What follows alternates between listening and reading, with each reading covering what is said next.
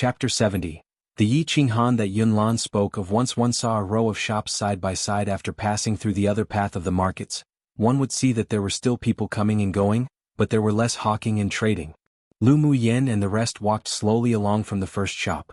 When she saw things that she wanted, even if the price wasn't considered low, she would still buy them without hesitation, which made others inwardly scream that she was too prodigal.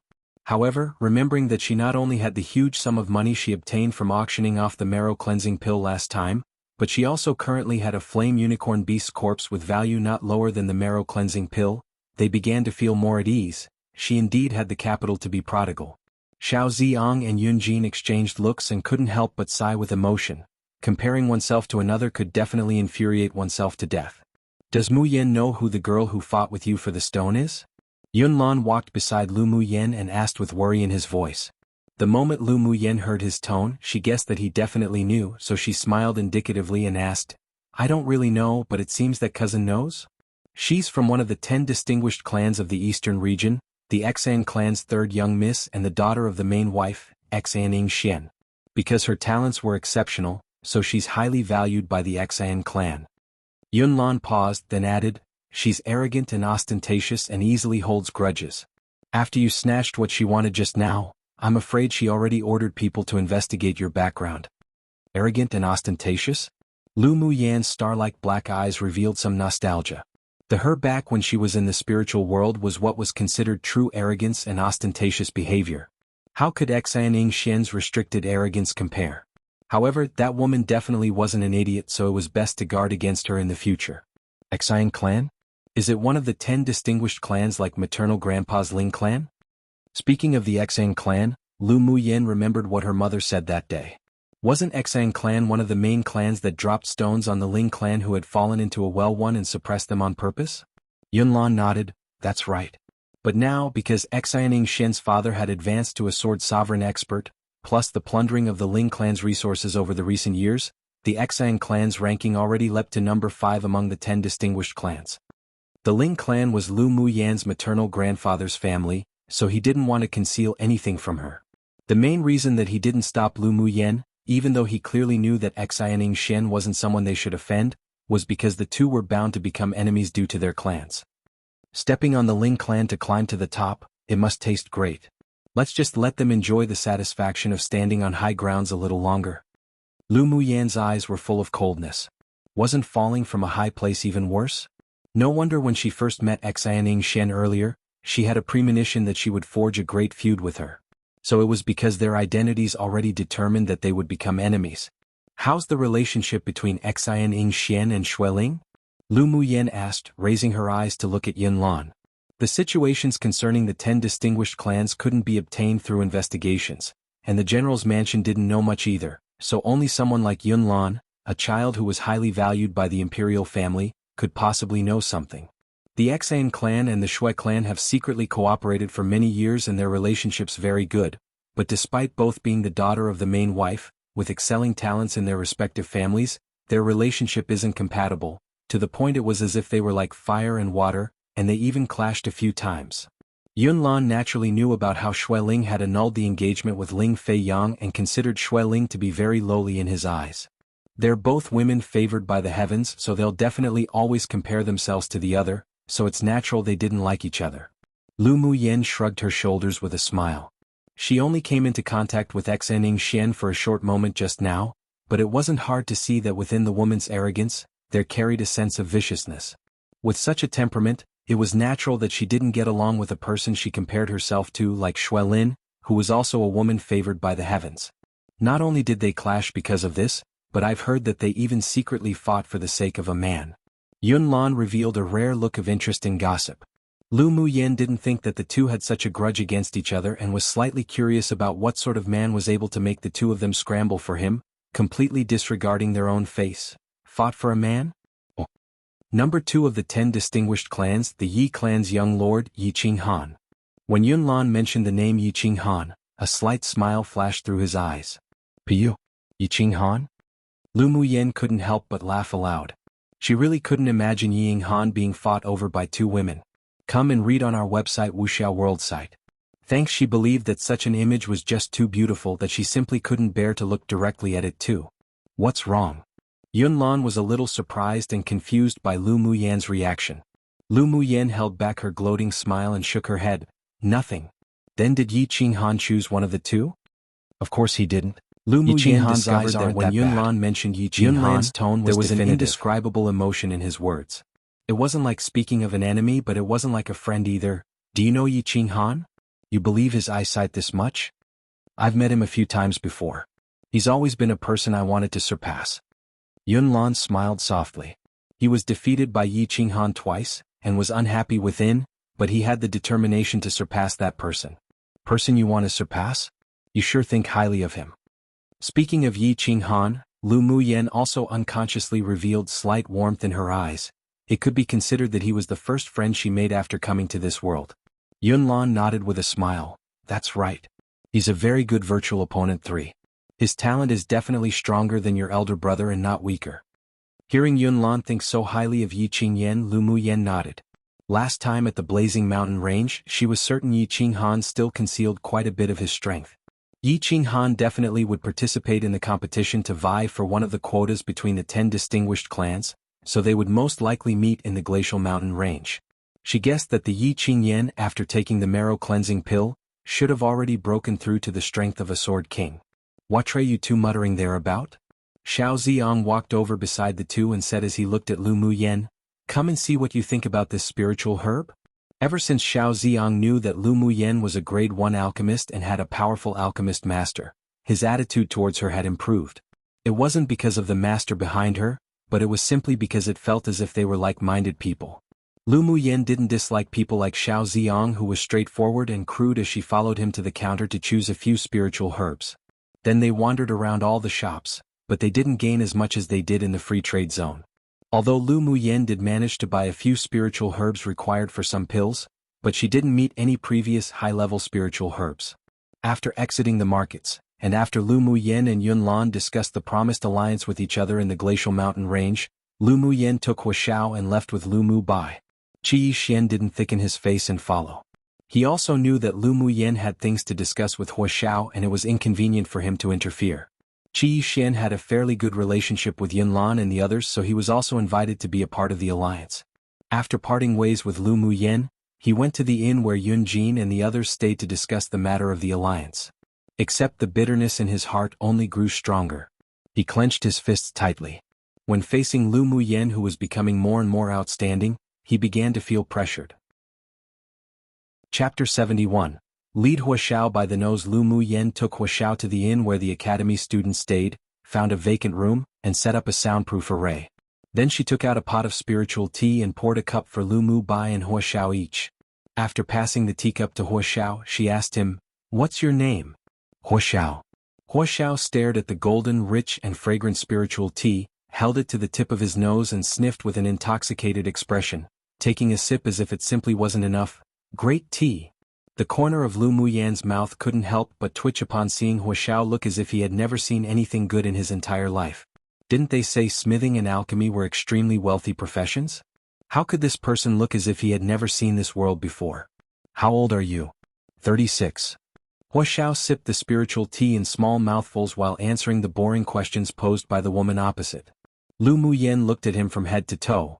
His hair was loose and untamed, covering most of his face, was dressed in sloppy clothes, and there was even some dirt on this man's body. With such a rough appearance, he didn't look like he had the vitality a 30-something-year-old man should have. Huashao also noticed the woman's look of disapproval, looked down at his clothes, then laughed dryly. "I was refining a spirit treasure, and when I came out of my workshop, I ran straight to the market to set up a stall, so I didn't fix myself." Lu Muyan nodded and continued to ask, "You're a grade 3 smith, right? How do you know?" Huashao, who was drinking tea, raised his head suddenly and looked at Lu Muyan in surprise and confusion. He only broke through to a grade 3 smith last month. No one else knew about this, so how did this woman discover it? Of course it's because I could see it. Lu Muyan smiled beautifully, and inadvertently revealed a confident look. Huashao looked at the confident and lively woman opposite and furrowed his brows. Impossible. The level of a smith couldn't be seen like someone's cultivation base. I don't believe it. Is there a very faint black line on your left middle finger? Lu Muyen asked instead of answering. Huashao immediately stretched out his left hand. Upon closer inspection he discovered that there was indeed a black line connecting his palm to the middle finger of his hand, extending towards the first joint line. Shocked, he looked up at Lu Muyen and asked, "I'm poisoned?" Lu Muyen rolled her eyes at him and said with disapproval, "It's truly terrifying to be uncultured. As a smith, don't you know what fire poison is? Although smiths and alchemists both often come into contact with fire, but because the spiritual herbs that alchemists refine naturally offset the toxins in the fire, so one wouldn't easily become poisoned by fire poison." One changed crystals to spar. Chapter 72. Take as a master. Hearing the word flaw, Huashao's body froze, and he looked at Lu Muyen with a complicated look. Smiths cherished every single magic tool they refined themselves. He was obsessed with smithing, and although he had an arrogant side, he could also receive teachings with humbleness. "Can you tell what sort of flaws there are on this spirit treasure? I'll be convinced if you can tell me." Lu Muyen put away her smiles and her expression grew more serious. "You lacked a material when you were refining this shield, and the heat in several places weren't controlled that well, so this can only count as a low-level spirit treasure. You can see what materials I lacked when refining just like that?" Huashao looked at her incredulously. He discovered that he had belittled this woman too much before. Lu Muyen raised an eyebrow. "How difficult is that? What's missing is the profound ice jade. The biggest flaw of your shield is that it can't withstand ice attacks. If it met a high-level sword master who uses ice attributes very skillfully, then your shield would become a useless burden. Then the heat in several places that weren't controlled well could also be told by looking at it?" Huashao asked eagerly. Since he first came into contact with smithing, he mostly taught and explored this area by himself based on his excellent smithing talent, so he did indeed lack some skill in controlling the heat. While refining this spirit treasure shield, he made 3 mistakes when controlling the heat, so he really wanted to hear Lu Muyen's opinion. Lu Muyen picked up the shield and turned it to the innermost side. She pointed to a dark cyan line and said, "The overall shield body is cyan in color, but the cyan here is much darker, indicating that the firepower used during the second solidification of the shield was too strong." Then she pointed to an inconspicuous faint red light on the shield and said, "When you added the fire attribute spar and other materials to dissolve together, the firepower was slightly weaker, so the fusion here wasn't the best. Then look at this. The edges of the shield aren't smooth, indicating that your mentality wasn't relaxed enough when the shield was being formed. Because of your eagerness, the firepower was a bit high, which caused slight jaggedness on the side. That's roughly about it for the problems with the heat for this shield." Lu Muyen took this seriously and said with a tone of disapproval, "If I were you, I wouldn't refine this shield spirit treasure without the profound ice jade. Not only did you waste a lot of materials, but the quality of the shield was also lowered by 2 levels. When Lu Muyen said it so seriously, Huashao's previous anger dissipated, and his eyes were full of shock. He was completely stunned by her. Her tone when speaking about smithing were as if she were familiar with it. She must be a mid-high level expert. Lu Muyen held her forehead. She truly didn't know what sort of brain circuit Huashao had. She just casually said some simple things and suddenly he wanted to take her as his master. "Maybe I don't know as much as you, so wouldn't it be a disadvantage for you to take me as your master?" Lu Muyen said, teasing. Huashao shook his head. "From the moment you looked at the shield I refined, I found that your proficiency in smithing is better than me. Even if you aren't a smith now, but I believe that you understand more things than I do." He was obsessed with the art of smithing, even if he had almost lost his way on the path of a smith because of his arrogance and complacency. But he was a modest and studious person. This young woman completely convinced him, so he was willing to sincerely ask Lu Muyen to become his master. He could tell that she understood far more than him. Lu Muyen stroked her chin to look like she was contemplating, and then exchanged a look with Lu Mu Bai. Seeing the approval in the other's eyes, a smile of success rose on her lips. Originally, according to her plan, she only wanted to take Huashao under her wing and let him refine magic tools for the Lu clan. But she didn't expect Huashao to want to take her as his master after being taught a lesson by her. After analyzing the advantages and disadvantages, she felt that it was a waste not to accept a grade 3 smith as a disciple. In this world where teachers were highly respected, a relationship with a disciple was much more solid and reliable than a relationship with collaborators. "Have you taken other people as masters?" "Never. Since I became a smith, I've been studying it myself." A touch of amazement flashed by Lu Muyen's eyes. It seemed that Huashao's talent for refining wasn't just strong. He could have such an achievement without a master and having been self-taught, she really picked up a huge bargain. Although I know a lot of smithing methods but I don't know how to teach you. Maybe you should change a teacher. Lu Muyen pretended to shirk. Huo Xiao's eyes lit up when he heard the phrase I know a lot of smithing methods, and directly knelt down in front of Lu Muyen, saying respectfully, Master, please accept this disciple. If he could take a great person as a master, kneeling was only a small matter. Lu Muyen was taken aback by his actions and immediately dragged him up. She really didn't like others kneeling down to her. All right, I'll accept you as my disciple for the time being. Well, make it 3 years. If you want to back out afterwards, I'll allow it. Although she set a trap for Huo Xiao to crawl into, but she didn't like to force others. However, she believed that after 3 years Huo Xiao would definitely be a proper, obedient disciple. All right. Huo Xiao didn't expect this cunning woman to have such a considerate side and his heart grew more sincere. He just felt that today's choice would be the wisest decision made in his entire life. The two high-fived in representation of their alliance. Huo Xiao formally became Lu Muyan's disciple, and since then, embarked on a path of smithing full of oppression and exploitation, yet he felt both pain and joy in it. But except for upperclassman Lu, the strongest amongst us only at peak phase sword spirit. The border between the outer ring and the inner ring is where tier 5 demonic beasts roam. If we encounter them, it'll be difficult to run. Another student said, concerned. Are you afraid of death? Lan Si suddenly asked the people present before answering.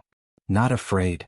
The 11 people said in unison, but their voices weren't the same in firmness and magnitude. Lan Si smiled meaningfully, but what he said was like a knife. Exactly. The trial isn't an ordinary experience organized by the academy. You could lose your little life at any time, so you really must be careful. You need to make keeping yourselves alive the main thing at any moment.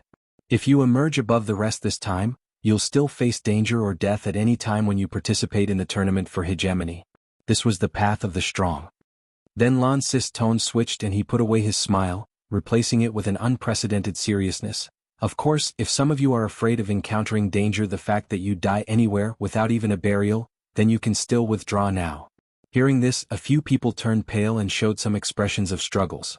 In the end, the huge benefits behind the trial lead them to decide not to withdraw. Very well. Since you've chosen to take the risks, then show me what the academy students should look like. Don't discredit the academy. Lan Si changed from his usual gentleness to a very serious expression. Yes. Everyone promised. Come and read on our website Wuxia World site. Thanks. After that, Lan Si cautioned the students about what things to pay attention to in the glacial mountain range, then led them quickly in their journey. After around half a day, according to the time, it should be night time, but the glacial mountain range was still as bright as daylight. There wasn't any difference between day or night in the glacial mountain range, only endless days, and one had to judge the time by themselves. When everyone arrived at the foot of a low-lying snow-capped mountain, Lan Si took out a bamboo piece, placed it in his mouth and blew it. Several sweet but not too loud sounds echoed in the open mountain. Not long after, the same sound rang from halfway up the mountain. Lan Si waved his hand and led everyone up the mountain. When they reached the middle of the mountain, they found that there was a huge hidden cave here. After entering the cave, they found that there was a place of uniqueness. There was a stone door deep in the cave, and after entering the stone door, one could see that there was a nicely arranged hall. In the innermost side of the hall, there was another closed wooden door. There were a dozen people sitting in the hall at this time, including an elderly man with white hair and plain clothes that sat in the main seat. Lu Muyan's eyes revealed a touch of understanding. This white-haired old man was Imperial Teacher Yun Tsang of Yanzhou Kingdom. To get him to lead the trial, it could be seen that the trial in the glacial mountain range was highly valued by the superiors of Yanzhou Kingdom. Greetings to Imperial Teacher. Lan Si and the other 3 instructors walked in front of Yun Tsang and greeted respectfully. Upon seeing this, Lu Muyan and the others also stepped forward to bow to Yun Tsang. Sit down. Yun Can pointed to more than a dozen vacant seats that had been prepared on the other side. Yes. After Lu Muyan sat down, she observed the trial team of the imperial family and discovered that there were 12 of them. Among them were many faces she had never seen before, and their strength was far higher than the students of the Imperial Academy. Among all the people present here, her strength was the lowest at peak phase Great Sword Master cultivation base. It was definitely the weakest. Of course, in terms of combat power, she believed she wouldn't lose to all those who participated in the trial. While they were observing the Imperial trial team, they were also observing them. When they saw Lu Muyan, several people hadn't seen her before, not to mention seen her battle at the Imperial Academy, all revealed some contempt and incomprehension. Imperial teacher, I never knew that in such a dangerous trial held in the glacial mountain range allowed a great sword master cultivation-based person to participate? A handsome man in a white brocade robe said coldly in the Imperial Academy trial team. Lu Muyen furrowed her brows lightly. As soon as she raised her head, she met the opponent's ice-cold eyes. In that person's eyes, there wasn't any contempt, not hostility, not disgust towards her, only a calmness as if he were stating facts. Yun Ziamo. This name immediately popped up in Lu Muyan's mind. He was the younger brother of the same mother as Emperor Yun Tianqin, but he was only 3 years older than Yun Lan. He and Lu Mubai were once considered the double pride of Yanzhou Kingdom. They were both peerless geniuses of the empire, and was the most outstanding amongst the younger generation of the empire. Yun Ziamo went out for training 5 years ago, and has never returned to the imperial capital. Presumably he came back this time for the trial quota. This man had a cold temperament and was dedicated to pursuing the pinnacle of the path of the sword. When he was 10 years old, he became famous in the eastern region, and was even comparable to the outstanding pupils of the 10 distinguished clans. Although she hadn't seen Yun Ziamo himself, but Lu Muyen concluded at a glance that this man was the one that was the person in the legends. The glacial mountain range was located in the southeast of Glacial City. The entire mountain range undulated continuously, and no matter from which angle, there was no end to it, only a piece of white. After reaching the entrance of the glacial mountain range, everyone walked into the mountain range. Lu Muyen, why did you wear white clothes today? Lan Si knew that Lu Muyen usually wore all styles of light purple, so when she suddenly changed into white clothes today, it made her even more beautiful, with an elegant and refined temperament. He was secretly amazed. Lu Muyen shrugged and said, I don't want to be a living target. Didn't teacher also change your clothes to light blue? I also don't want to be a living target. Lan Si wasn't fazed by her questioning him, and an elegant smile rose on his handsome face. Exactly. Lu Muyen discovered that Lan Si was a fox that wore an elegant skin, and was also extremely bored.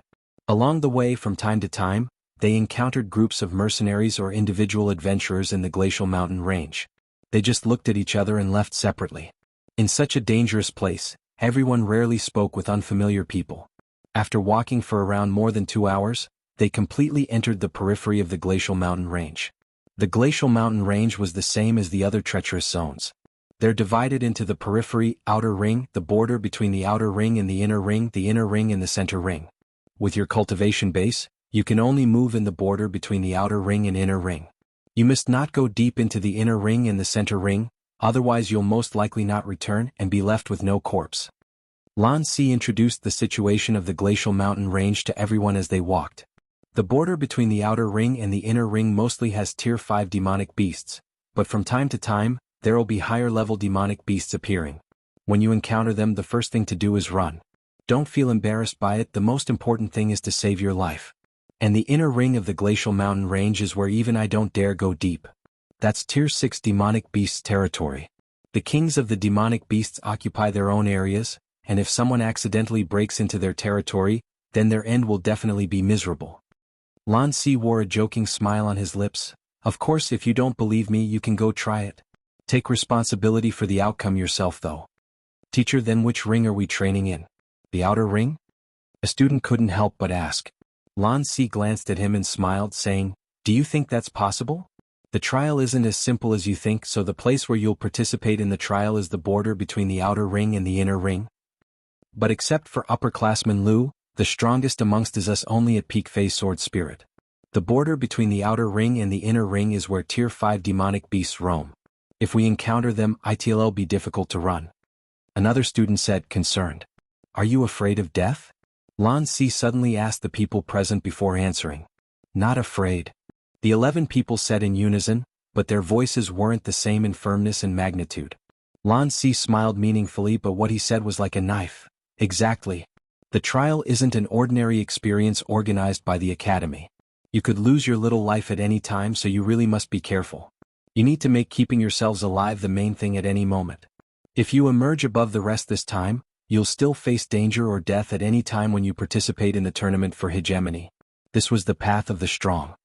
Then Lan Si's tone switched and he put away his smile, replacing it with an unprecedented seriousness. Of course, if some of you are afraid of encountering danger, the fact that you die anywhere without even a burial, then you can still withdraw now. Hearing this, a few people turned pale and showed some expressions of struggles. In the end, the huge benefits behind the trial lead them to decide not to withdraw. Very well. Since you've chosen to take the risks, then show me what the academy students should look like. Don't discredit the academy. Lan Si changed from his usual gentleness to a very serious expression. Yes. Everyone promised. Come and read on our website Wuxia World site. Thanks. After that, Lan Si cautioned the students about what things to pay attention to in the glacial mountain range, then led them quickly in their journey. After around half a day, according to the time, it should be night time, but the glacial mountain range was still as bright as daylight. There wasn't any difference between day or night in the glacial mountain range, only endless days, and one had to judge the time by themselves. When everyone arrived at the foot of a low-lying snow-capped mountain, Lan Si took out a bamboo piece, placed it in his mouth and blew it. Several sweet but not too loud sounds echoed in the open mountain. Not long after, the same sound rang from halfway up the mountain. Lan Si waved his hand and led everyone up the mountain. When they reached the middle of the mountain, they found that there was a huge hidden cave here. After entering the cave, they found that there was a place of uniqueness. There was a stone door deep in the cave, and after entering the stone door, one could see that there was a nicely arranged hall. In the innermost side of the hall, there was another closed wooden door. There were a dozen people sitting in the hall at this time, including an elderly man with white hair and plain clothes that sat in the main seat. Lu Muyan's eyes revealed a touch of understanding. This white-haired old man was Imperial Teacher Yun Tsang of Yenzhou Kingdom. To get him to lead the trial, it could be seen that the trial in the glacial mountain range was highly valued by the superiors of Yenzhou Kingdom. Greetings to Imperial Teacher. Lan Si and the other three instructors walked in front of Yun Tsang and greeted respectfully. Upon seeing this, Lu Muyan and the others also stepped forward to bow to Yun Tsang. Sit down. Yun Can pointed to more than a dozen vacant seats that had been prepared on the other side. Yes.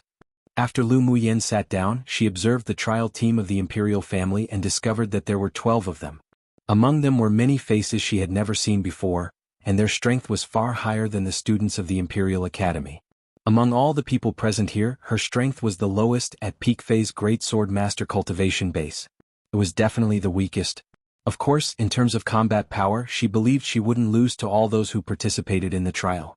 While they were observing the Imperial trial team, they were also observing them. When they saw Lu Muyan, several people hadn't seen her before, not to mention seen her battle at the Imperial Academy, all revealed some contempt and incomprehension.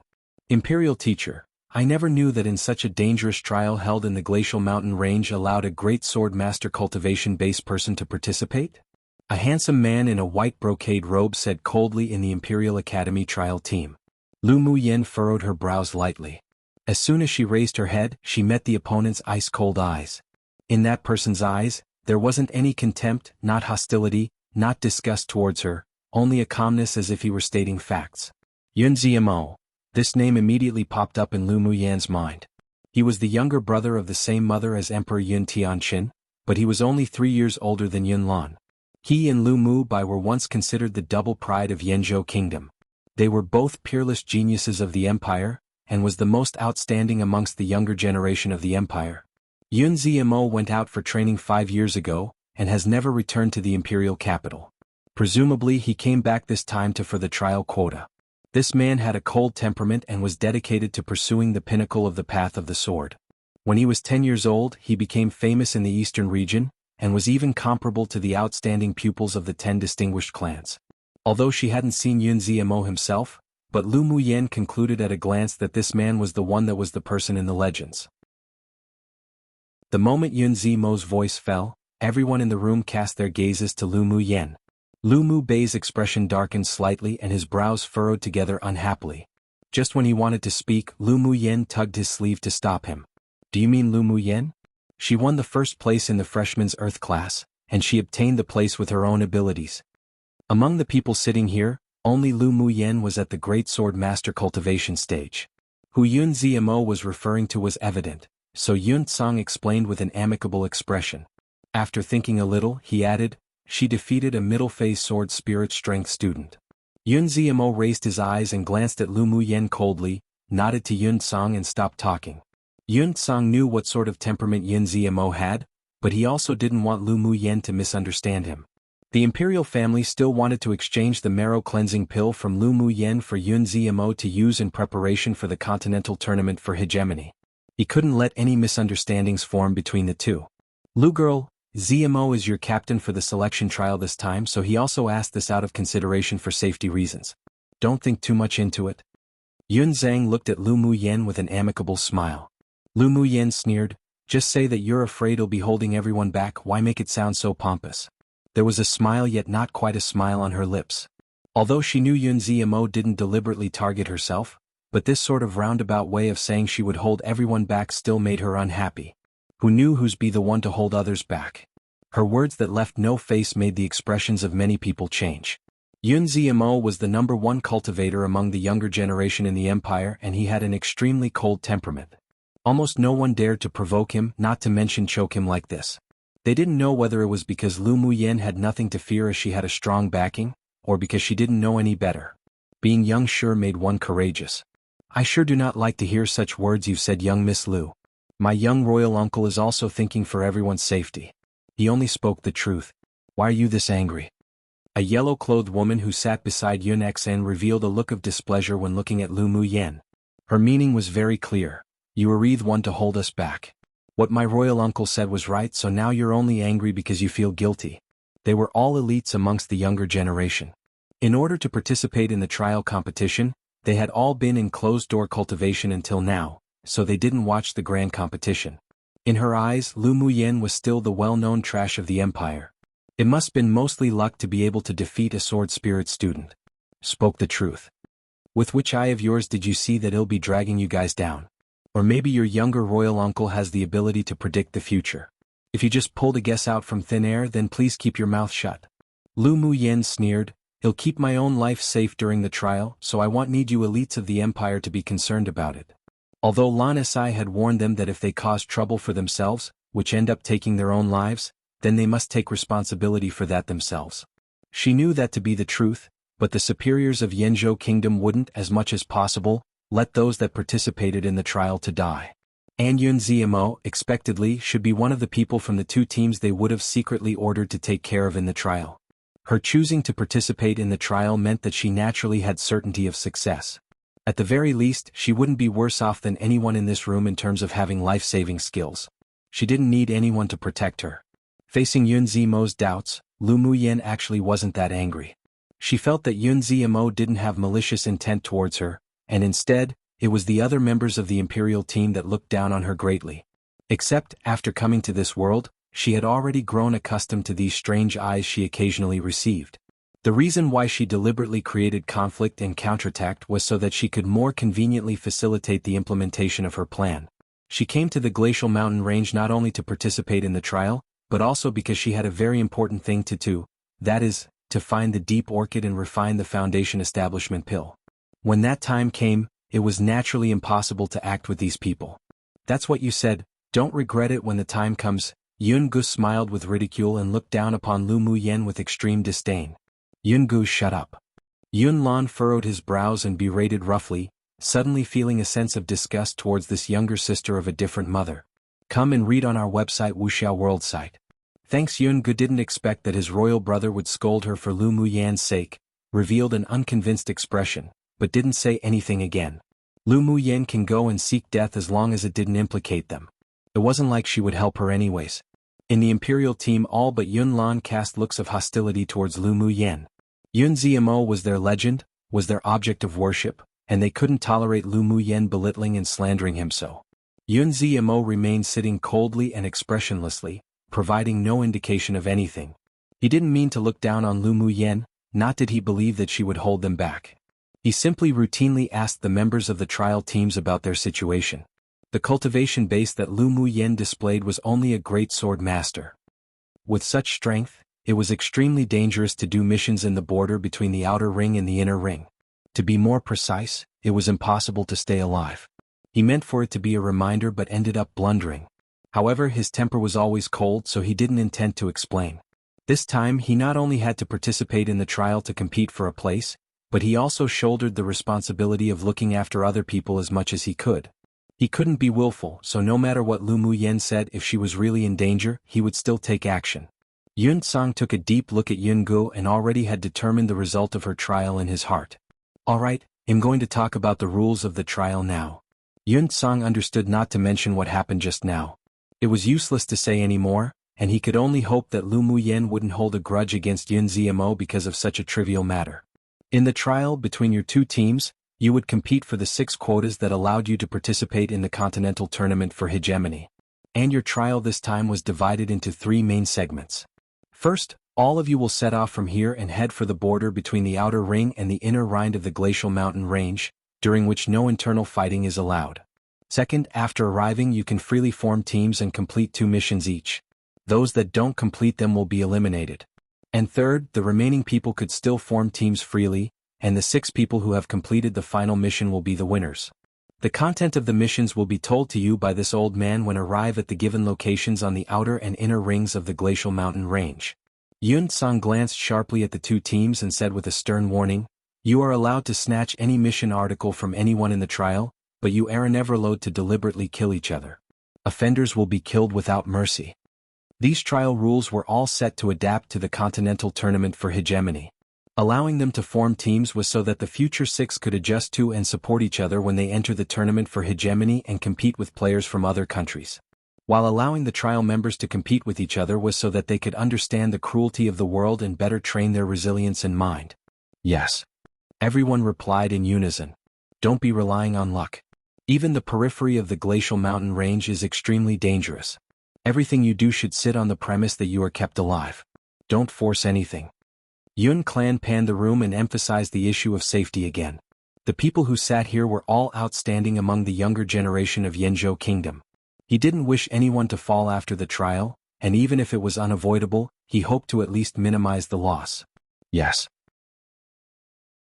After walking with the elemental energy shield for so long, whether it was the students' physical strength of elemental energy, they were all depleted by a lot. Everyone sat down and began to absorb the spiritual force of heaven and earth to replenish themselves. Lan Si and the 6 other instructors left 2 of them to guard against emergencies at the front and the back and recovered their elemental energy in rotation.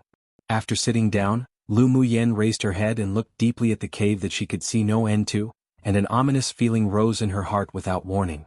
She didn't sit cross-legged like the rest to enter a state and absorb spiritual force to replenish her elemental energy, but instead directly took out the candy from Lan Si and threw them into her mouth in one breath. Then she telepathically told Lu Mu Bai to also eat the candy first to replenish their elemental energy. When the sweet scent of the candy pill spread, the others noticed the actions of the brother and sister. Lan Si couldn't help but twitch the corner of his lips. Did this brother and sister pair seriously take what he gave them as candy? The Imperial Academy students all knew what the candy was, and they looked at them with eyes that expressed "my flesh hurt one, what prodigals." Forget about Lu Muyen the prodigal girl acting crazy. Why was Lu Mu Bai also following in the nonsense? These things should naturally be used during a critical time. It was just a waste to eat it now. Of course, in a while they wouldn't think this way and they would all regret how they didn't imitate the brother and sister pair. The members of the imperial family also noticed the actions of the brother and sister pair. Although they didn't understand, they didn't think about it so as not to be distracted, and soon entered the cultivation recovery mode. After Lu Muyen finished eating the candy, the elemental energy in her body was quickly replenished. There wasn't any need to recover using meditation, so she stood up and walked to the edge of the cave, grabbed a handful of dirt and smelled it. Come and read on our website Wuxia World site. Thanks. This behavior made Lan Si very curious. He looked at Lu Muyen distractedly while meditating and asked, "Lu Muyen, what are you smelling? You can't eat this kind of dirt." Lu Muyen rolled her eyes at Lan Si. With which eye did he see her wanting to eat this dirt? But since they were all locusts connected by one thread too, she still reminded them as if intentionally yet also unintentionally, "Teacher, you didn't notice any peculiar smell in this cave?" Peculiar smell? Lan Si was surprised, then sniffed around everywhere and gradually also felt that something was wrong. "Lu Muyen, just what's the matter with you? Not only did you not take a good rest and instead wasted all the candy used to replenish elemental energy that Teacher Lan gave, but you also go and sniff some dirt? Where's the peculiar smell in here?" This person harbored evil intentions. That was his judgment of Hu Fei. As for his feelings towards Lu Muyen, he wasn't like the rest that looked at her with colored eyes for, not to mention the order that the imperial teacher gave him before coming, so he naturally was biased towards Lu Muyen. Lu Muyen glanced at Yunjin in surprise, a little curious that this person didn't actually blame her, but instead helped her. Hu Fei was so angered he almost got a crooked nose. Yunji actually humiliated him like this using his identity as one of the leaders of this team. He noted down this grudge. 1-inch case people forgot, flesh/meat, forgot which one I used previously. Hurt figuratively means that them being so wasteful and luxurious hurts them as if they were cutting off a piece of their own meat lol. 2 figuratively means they're in this together. No idea how that originated. 3 arrogant way of referring to oneself by females. For like wearing colored glasses. Means someone who is prejudiced, so in this case he didn't look at her in a prejudiced way like the others. He was cautious of Lu Mu Bai, but it didn't mean he was afraid of him, so he stood up straight and said, "If you want to go over, then pass me first." A coldness condensed on Lu Mu Bai's gentle and handsome face. When he was about to move, Lu Muyen suddenly grabbed his arm from behind and took a step back.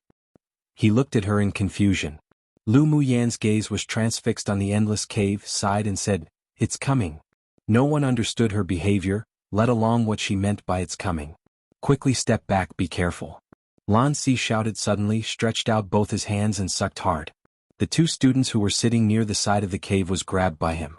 Immediately, everyone could only hear countless hiss sounds resounding in the cave, making people's scalp numb.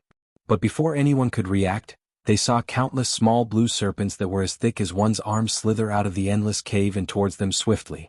"Ice-Krite serpents, it's the Ice-Krite serpent!" Someone in the group of students suddenly exclaimed. The others all took out their own magic tools and held them in their hands with seriousness. Ice-Krite serpents were social demonic beasts. The moment it appeared it would be in the hundreds to thousands, and there could even be a high-level Ice-Krite serpent king. They didn't expect that after only just stepping foot in the glacial mountain range's peripheral, they'd encounter this kind of trouble. Come and read on our website Wuxia World site. Thanks, calm down. This is also a test for everyone.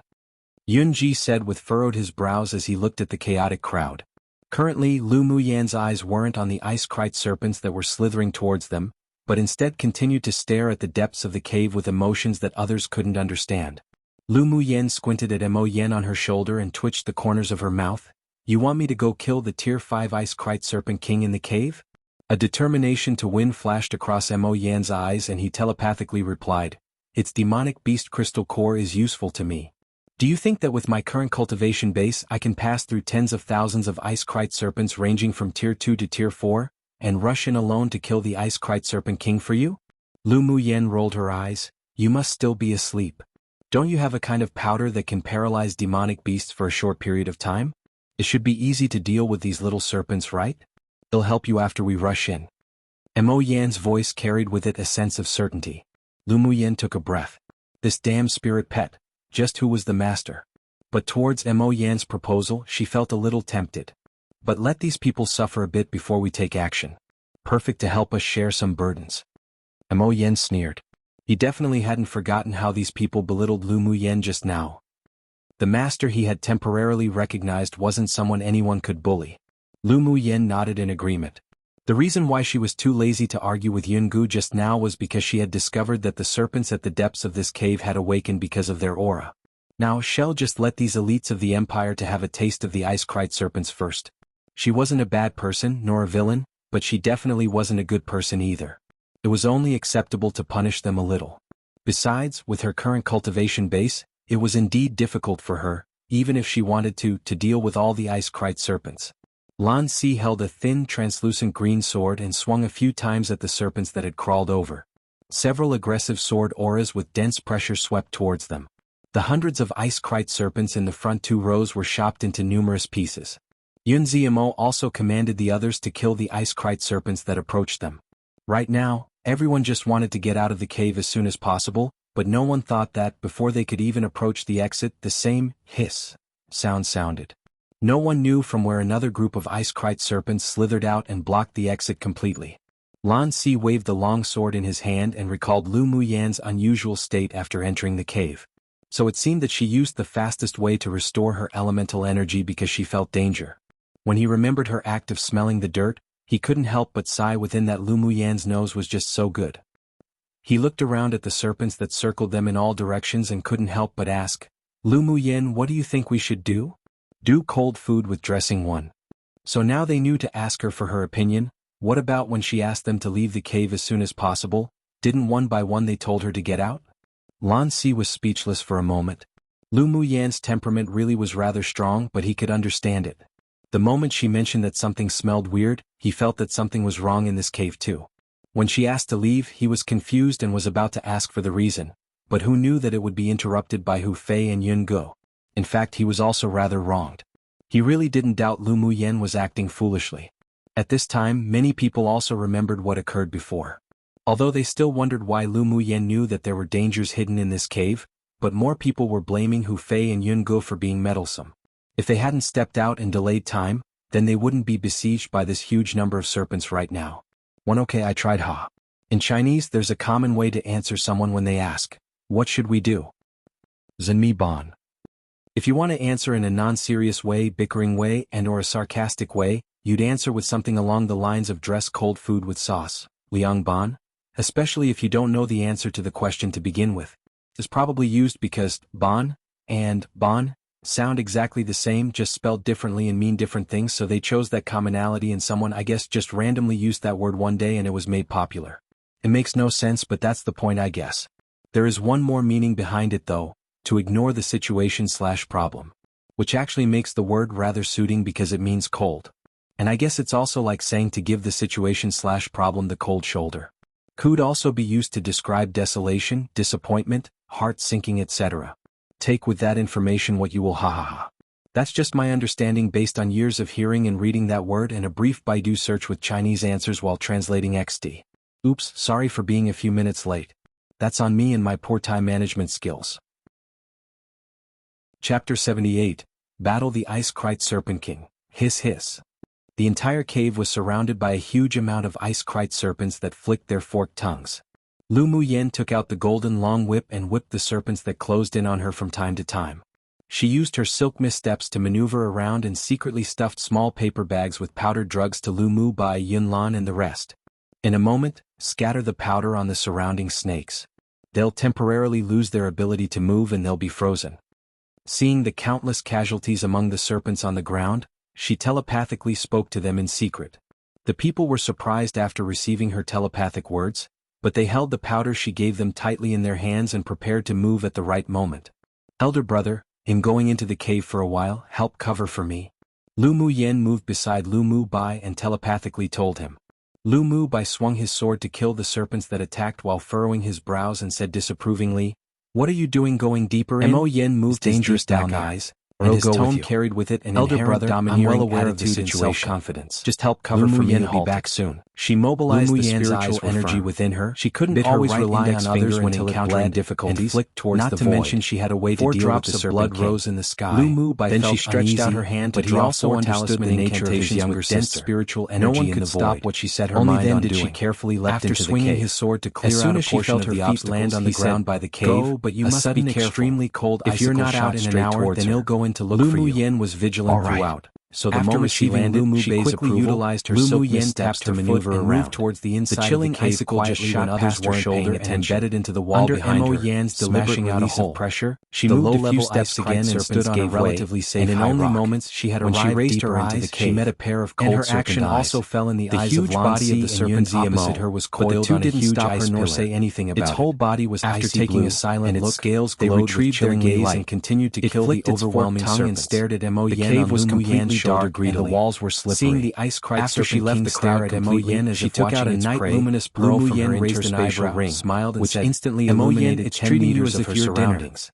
There was no shortage of gloating in her tone. Mo Yen stood on her shoulder, directing her into a long, narrow passage. Mo Yen glanced at the woman that was smiling at the end of the passage, turned his head and snorted coldly. I don't know what secret skill it used to cover up the fluctuations of a demonic beast in its aura. Hearing the open conversation between the one human and one beast, the ice-krite serpent king raised its head and my innate talent completely used the king-class demonic beast discovered that a group of humans had arrived in its territory earlier, the opportunity so it decided that when the time was right, it would release all the serpents to attack.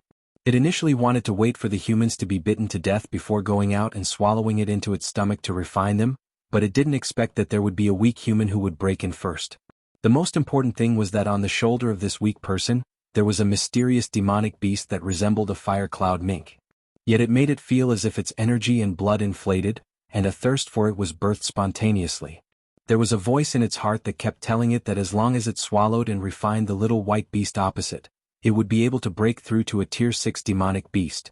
That extreme desire caused the ice-krite serpent to hiss a few times, opened its mouth and spat out dozens of ice arrows that contained dual elemental attributes towards Lu Muyen.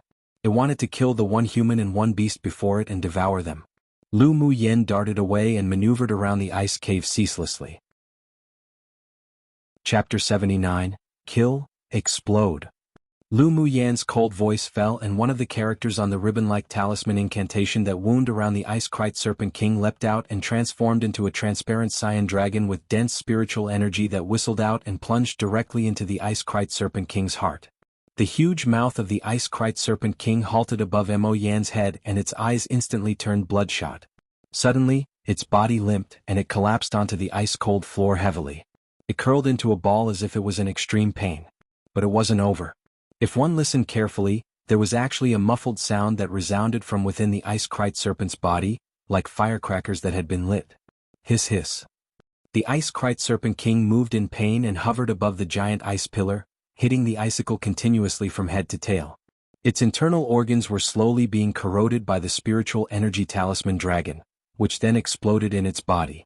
Its strong impacts and struggles made the originally stable cave be on the verge of collapse as pieces of ice and rock fell.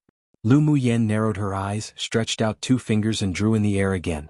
A flash of white spiritual energy once again penetrated into the body of the ice-krite serpent's body, then it finally fell heavily from the giant pillar and hit the ground again. When the dragon talisman burrowed itself into the yaofu of the ice-krite serpent king and tore the serpent's demonic soul out from its body, the ice-krite serpent king's body completely stopped struggling and it laid quietly on the ground without a single breath left in it.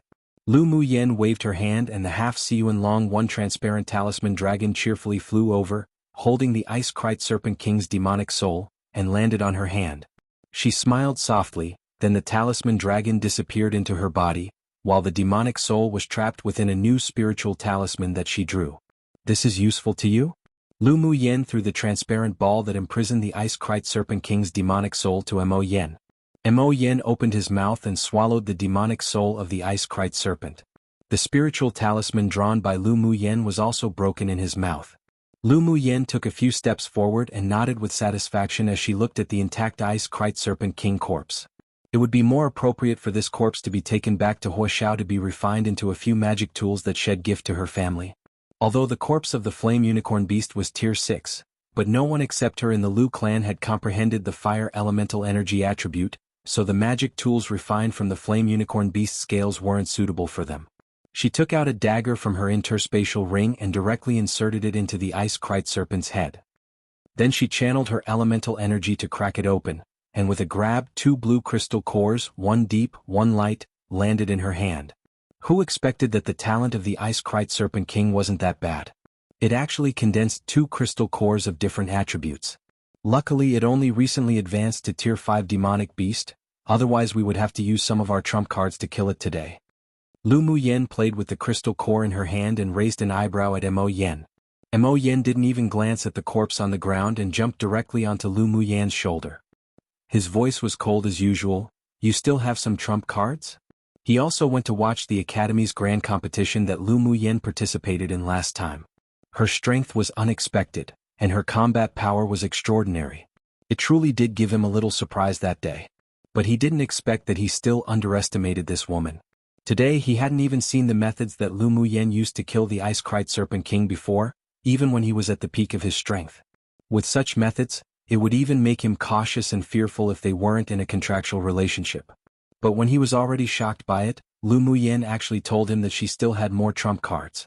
It truly overthrew all that he knew. Come and read on our website Wuxia World site. Thanks Lu Muyen's neat and clean combat mode, and how her proficiency wasn't even inferior to when he was at his peak. Was this really a clan's trash? How could a great sword master cultivation-based woman understand so much? Why does a 16-year-old young woman have such rich combat experience and methods? She was like a cloud of mist, and every bit that she displayed wasn't her true self, as if she was looming within layers upon layers of thin veils, making people want to explore and understand even deeper. Lu Muyen utilized her mental energy and put the entire corpse of the ice-krite serpent king into her interspatial ring. She stretched out her hand to poke Mo Yan's back and chuckled softly, saying, "This glacial mountain range is very dangerous, maybe you'll see my trump card soon." Mo Yan's eyes that were as deep and boundless as the sea fluctuated like a whirlpool. Although, between him and Lu Muyen, they were under the contract of equals, but their mutual understanding and trust had not yet reached the point where they'd rely on and support each other entirely. He stopped inquiring, just stared down at the 2 crystal cores in Lu Muyen's hand and said, "Give me the 2 crystal cores for refining." "You want to refine it directly?" Lu Muyen glanced around the serpent cave as if looking for something. "How can I absorb it without refining it directly? As long as I refine these 2 crystal cores, plus the demonic soul I just swallowed, he'll soon be able to break through to tier 5 strength. When I have time, he'll use these crystal cores to refine a cauldron of pills for you. The effect's much better than refining it directly." "Sure." Mo Yen was still quite convinced by Lu Muyen's alchemy skills. Seeing that Lu Muyen still wasn't leaving, he looked towards the corner of the cave and asked incomprehensibly, "What are you looking for?" "Of course I'm looking for the treasure collected by the Ice-Krite Serpent King.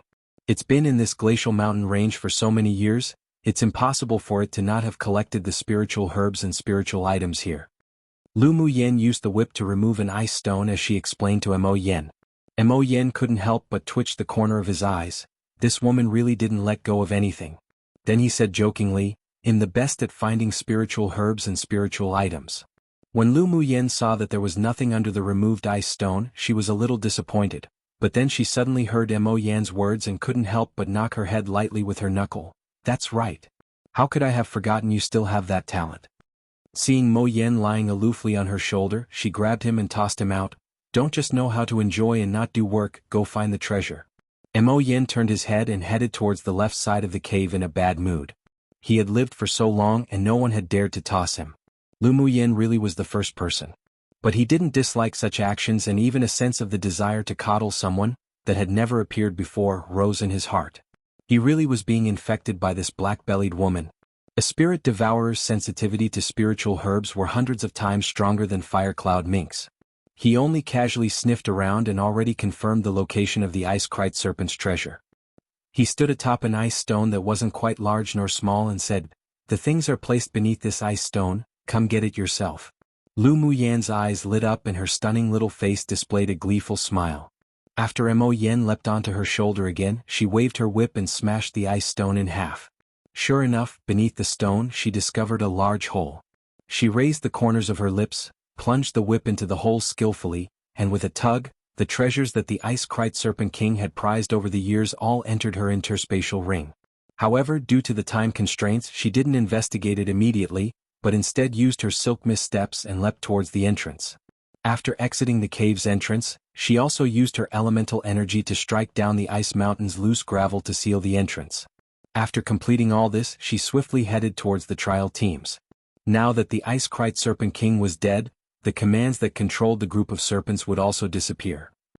With the serpents having no leader, after her eldest brother and the rest used the powder she gave, she believed that the battle above them would almost be over too. She had to return among them before the battle was over.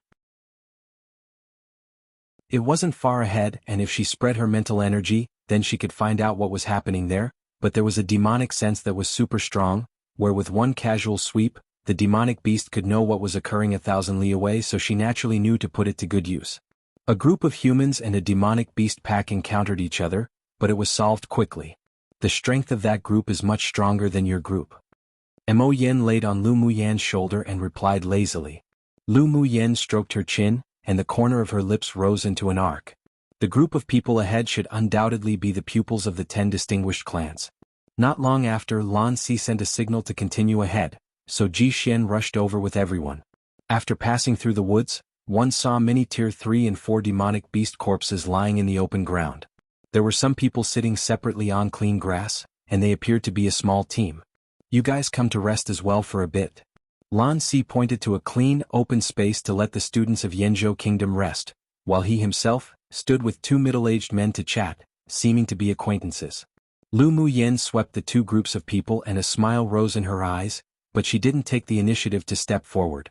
When she walked to the place Lan Si designated, and just as she was about to sit, there was a sound of surprise that entered her ears. Muyen. When Yi Qinghan sat in his place to rest, He had heard that the students who participated in the trial competition from Yanzhou Kingdom also came. He only thought to glance over casually, but didn't expect to see the beautiful, otherworldly, white-clothed woman in the crowd. Lu Muyen stopped in her steps, turned her head and smiled charmingly. "Qing Han." The familiar greeting between the two surprised everyone in the woods, especially the few women who had been sitting in the clearing as they looked at Lu Muyen with dislike in their eyes. Yi Qingyan patted the young woman beside him, then they stood up and walked towards Lu Muyen. "Muyen, long time no see."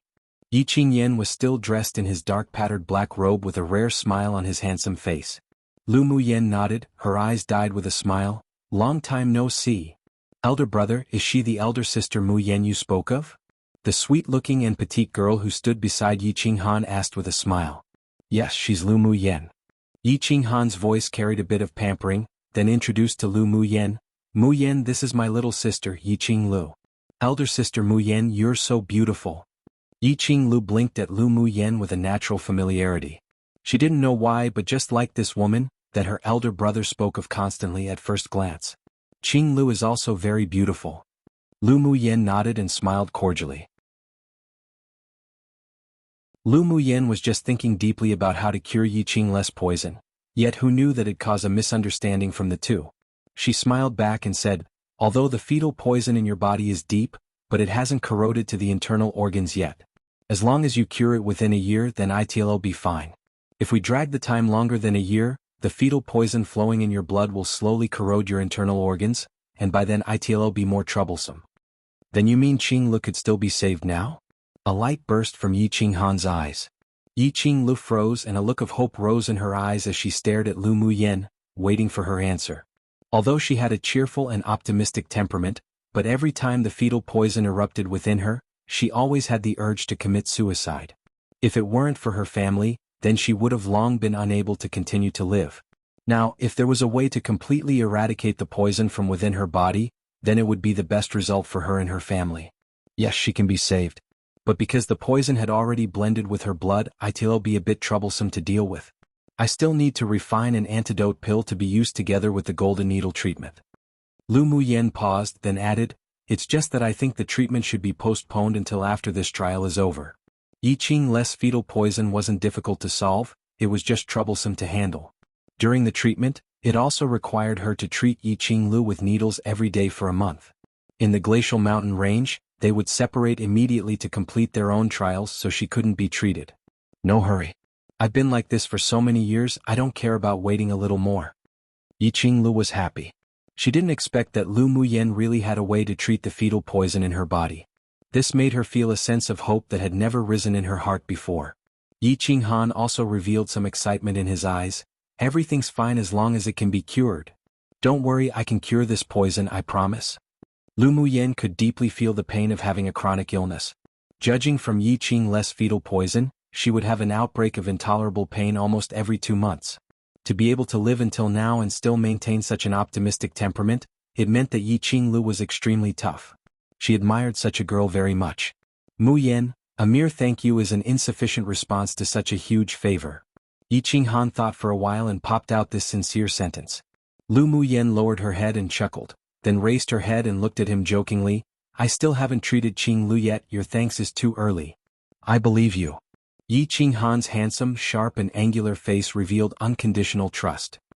Since the time they went to the blazing mountain range together, an inexplicable feeling of trust grew in him towards this woman. "Elder sister Muyen, I believe you too." Yi Qinglu smiled beautifully with trust in her eyes. Lu Muyen's eyes were also dyed with a layer of deep warmth. She was very touched by this trust and was happy from the bottom of her heart. Random note. By the way, anyone reading on the novel website and giving all those 5-star reviews, if any one of you happen to be here, wow, thanks. I'm only the translator, but I guess I'm just genuinely happy to see others enjoying a novel I really love myself. And kudos for reading MTL, that's another world out there. Though I completely understand, if it were me and I really wanted to read a novel in another language I didn't understand, yeah, MTL might be the way. Anyways, made me real happy to see so many people enjoy it even though I'm just translating it and it's not even my novel, haha. Chapter 82. The 3 men most difficult to approach. Yi Qinglu and Lu Muyen hit it off at first sight. They laughed and chatted for a while, and both felt as if they've met each other far too late. When Yi Qinghan was about to separate from Lu Muyen, he suddenly leaned close to her ear and whispered, "The glacial mountain range hasn't been peaceful recently. Be careful when you complete your missions. If you meet people outside of Yanzhou Kingdom and the 10 distinguished clans, try your best to avoid them." Lu Muyen revealed confusion in her eyes, but didn't ask more, nodded and said, "All right, you two take care too." Soon, the Yi clan's brother and sister returned to the place where the people of the Yi clan who participated in the trial gathered. Lu Muyen also went to where the Ling clan's people were and sat down. "Muyen, you know the brother and sister of the Yi clan?" Ling Feihao turned his eyes then asked curiously. Lu Muyen said with a smile, "Yep, we've had some interactions before. You can actually be so close to them, that's amazing." Ling Feihao raised a thumb up at Lu Muyen, then said in a whisper, "Those two siblings are famous for being watertight and they keep their distance from anyone, especially Yi Qinghan. He's exceptionally difficult to befriend." "There's such a thing?" Lu Muyen remembered that when she first met Yi Qinghan, he definitely felt distant, but afterwards, when they went to the blazing mountain range, that sense of distance gradually faded, and they even became friends with a bit of tacit understanding. She had never felt that it was difficult to approach Yi Qinghan. Ling Feihao leaned towards Lu Muyen and said, "There are 3 people who are considered the most difficult to approach in the 10 distinguished clans. Do you know which 3? Lu Muyen cooperated with Ling Feihao in amusement. "I don't know which 3? Yi Qinghan counts as one?" She found that this elder cousin brother of hers was too lively and full of energy. "Yep, Yi Qinghan counts as one and there's 2 other people. Look over at the group of people sitting across from us. The expressionless man sitting on the very edge, wearing a black brocade robe, is the most highly valued genius of the clan, ranked number 1 of the distinguished clans, the Shi clan's one Shi Feng." Ling Feihao gestured with his mouth, indicating to the opposite direction. Lu Muyen glanced over with her peripheral vision and found that the man named Shi Feng was leaning against a big tree alone with his eyes closed, without any expression on his face. But she felt a familiar feeling from him. "He's an alchemist?" Lu Muyen remembered that this familiar feeling originated from the scent of medicine that exuded from him, so she turned her head and asked Ling Feihao. She was exceptionally sensitive to smell. Earlier, when she passed by the area where the Shi clan was, she smelled a light medicinal scent that was from Shi Feng. Of course, the Shi clan is known for their alchemy across Tianling continent. Obviously he's an alchemist. Ling Feihao glanced toward Shi Feng and there was a touch of admiration in his eyes. He's now a grade 3 alchemist. 19 years old and already a grade 3 alchemist, isn't that amazing? He's known as the first person in the eastern region to have such high levels of mastery in alchemy in many years. Many alchemists have a weird temper, so it's normal if they're hard to interact with. Lu Muyen herself had interacted with many alchemists, so she naturally knew a bit about how some alchemists didn't like to deal with people. They spent all their time indulged in alchemy. The feeling that Shi Feng gave her was as such. This kind of indulgence was different to Huo Xiao's indulgence in smithing. She had seen people like Shi Feng before, and he should be one who truly loved the pleasure and accomplishment when spiritual herbs were successfully refined into pills. They pursued perfection and strived to refine the best pill as their lifelong goal. Ling Feihao pursed his lips and said, "It's not just because he's an alchemist, he's just got face paralysis too. His face is expressionless all year round. Basically no one's seen him show any excessive emotions." Lu Muyen smiled speechlessly, considering that to be her acquiescence, then asked, "And the last person?"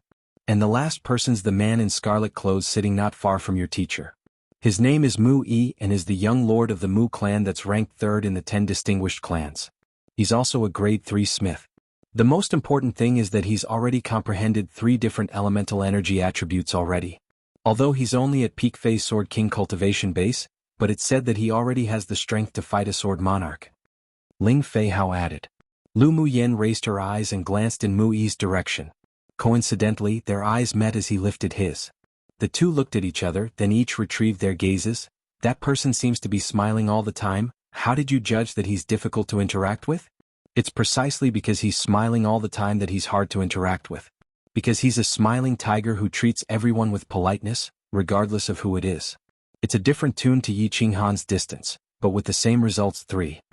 Ling Feihao said as he raised an eyebrow. "Come and read on our website Wuxia World site." "Thanks." Lu Muyen looked at him, amused. "Elder cousin brother, I realize you're really bored." "Muyen, so you realize too. He just studies these boring things every day and he doesn't listen to us no matter what we say." Ling Feili beside him couldn't help but laugh aloud. Ling Feihao huffed, I'm just studying my opponents, you guys don't understand. Ling Fei Li's delicate face revealed a gentle smile, then she looked at Lu Mu Yen and Lu Mu Bai saying, you both be careful on your journey. I heard that the trial this time isn't that simple. Take care. You guys take care too.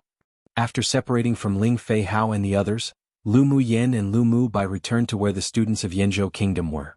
But before they could sit down, they saw Shi Feng walk over. He stood in front of Lu Mu Yen, looked at her expressionlessly and asked, you are Lu Mu Yen from the general's mansion of Yanzhou Kingdom? One author typed Feng clan here, but pretty sure it's a typo. Lol. Think there were at least another typo somewhere, but yeah. No wonder MTL gets even more mixed up sometimes, haha. 2. It's a colloquial description in China and kinda makes fun of all those cool, cold, expressionless male leads that always appear in dramas. Lol. In particular used to refer to men who act cool and usually to make fun of them for pretending to act like that. 3. Pretty straightforward, but it is an idiom that translates literally to different tunes sung with equal skill, aka different approaches but equally satisfactory results. For the same as spiritual energy replenishing pill. Probably an insignificant note, but yeah, haha. Chapter 83, the start of the trial missions. Lu Mu Yen watched Shi Feng walk over, but she didn't expect that this person would talk to her. Although Shi Feng was expressionless, but she could feel that he wasn't hostile. She nodded calmly, I'm Lu Mu Yen. Something the matter? I heard that you have a pill called the marrow cleansing pill? Only when Shi Feng mentioned pills was there a slight fluctuation in his usually calm eyes. Lu Mu Yan's expression didn't change. Yes, but I don't have any more now. Do you have the pill recipe for the marrow cleansing pill? I can exchange it with you for a high-level grade 3 pill recipe. This was the first time that Shi Feng ever mentioned wanting to make such a transaction with anyone. He was very excited when he heard about the efficacy of the marrow cleansing pill. The pill recipe of a pill that had such an effect, defying normalcy, was something no alchemist could refuse. He didn't know whether Lu Mu Yen would agree to his proposal or not, but he wanted to give it a try regardless. I don't. The pill recipe of the marrow cleansing pill is in my master's hands. Lu Mu Yen shrugged and expressed helplessness.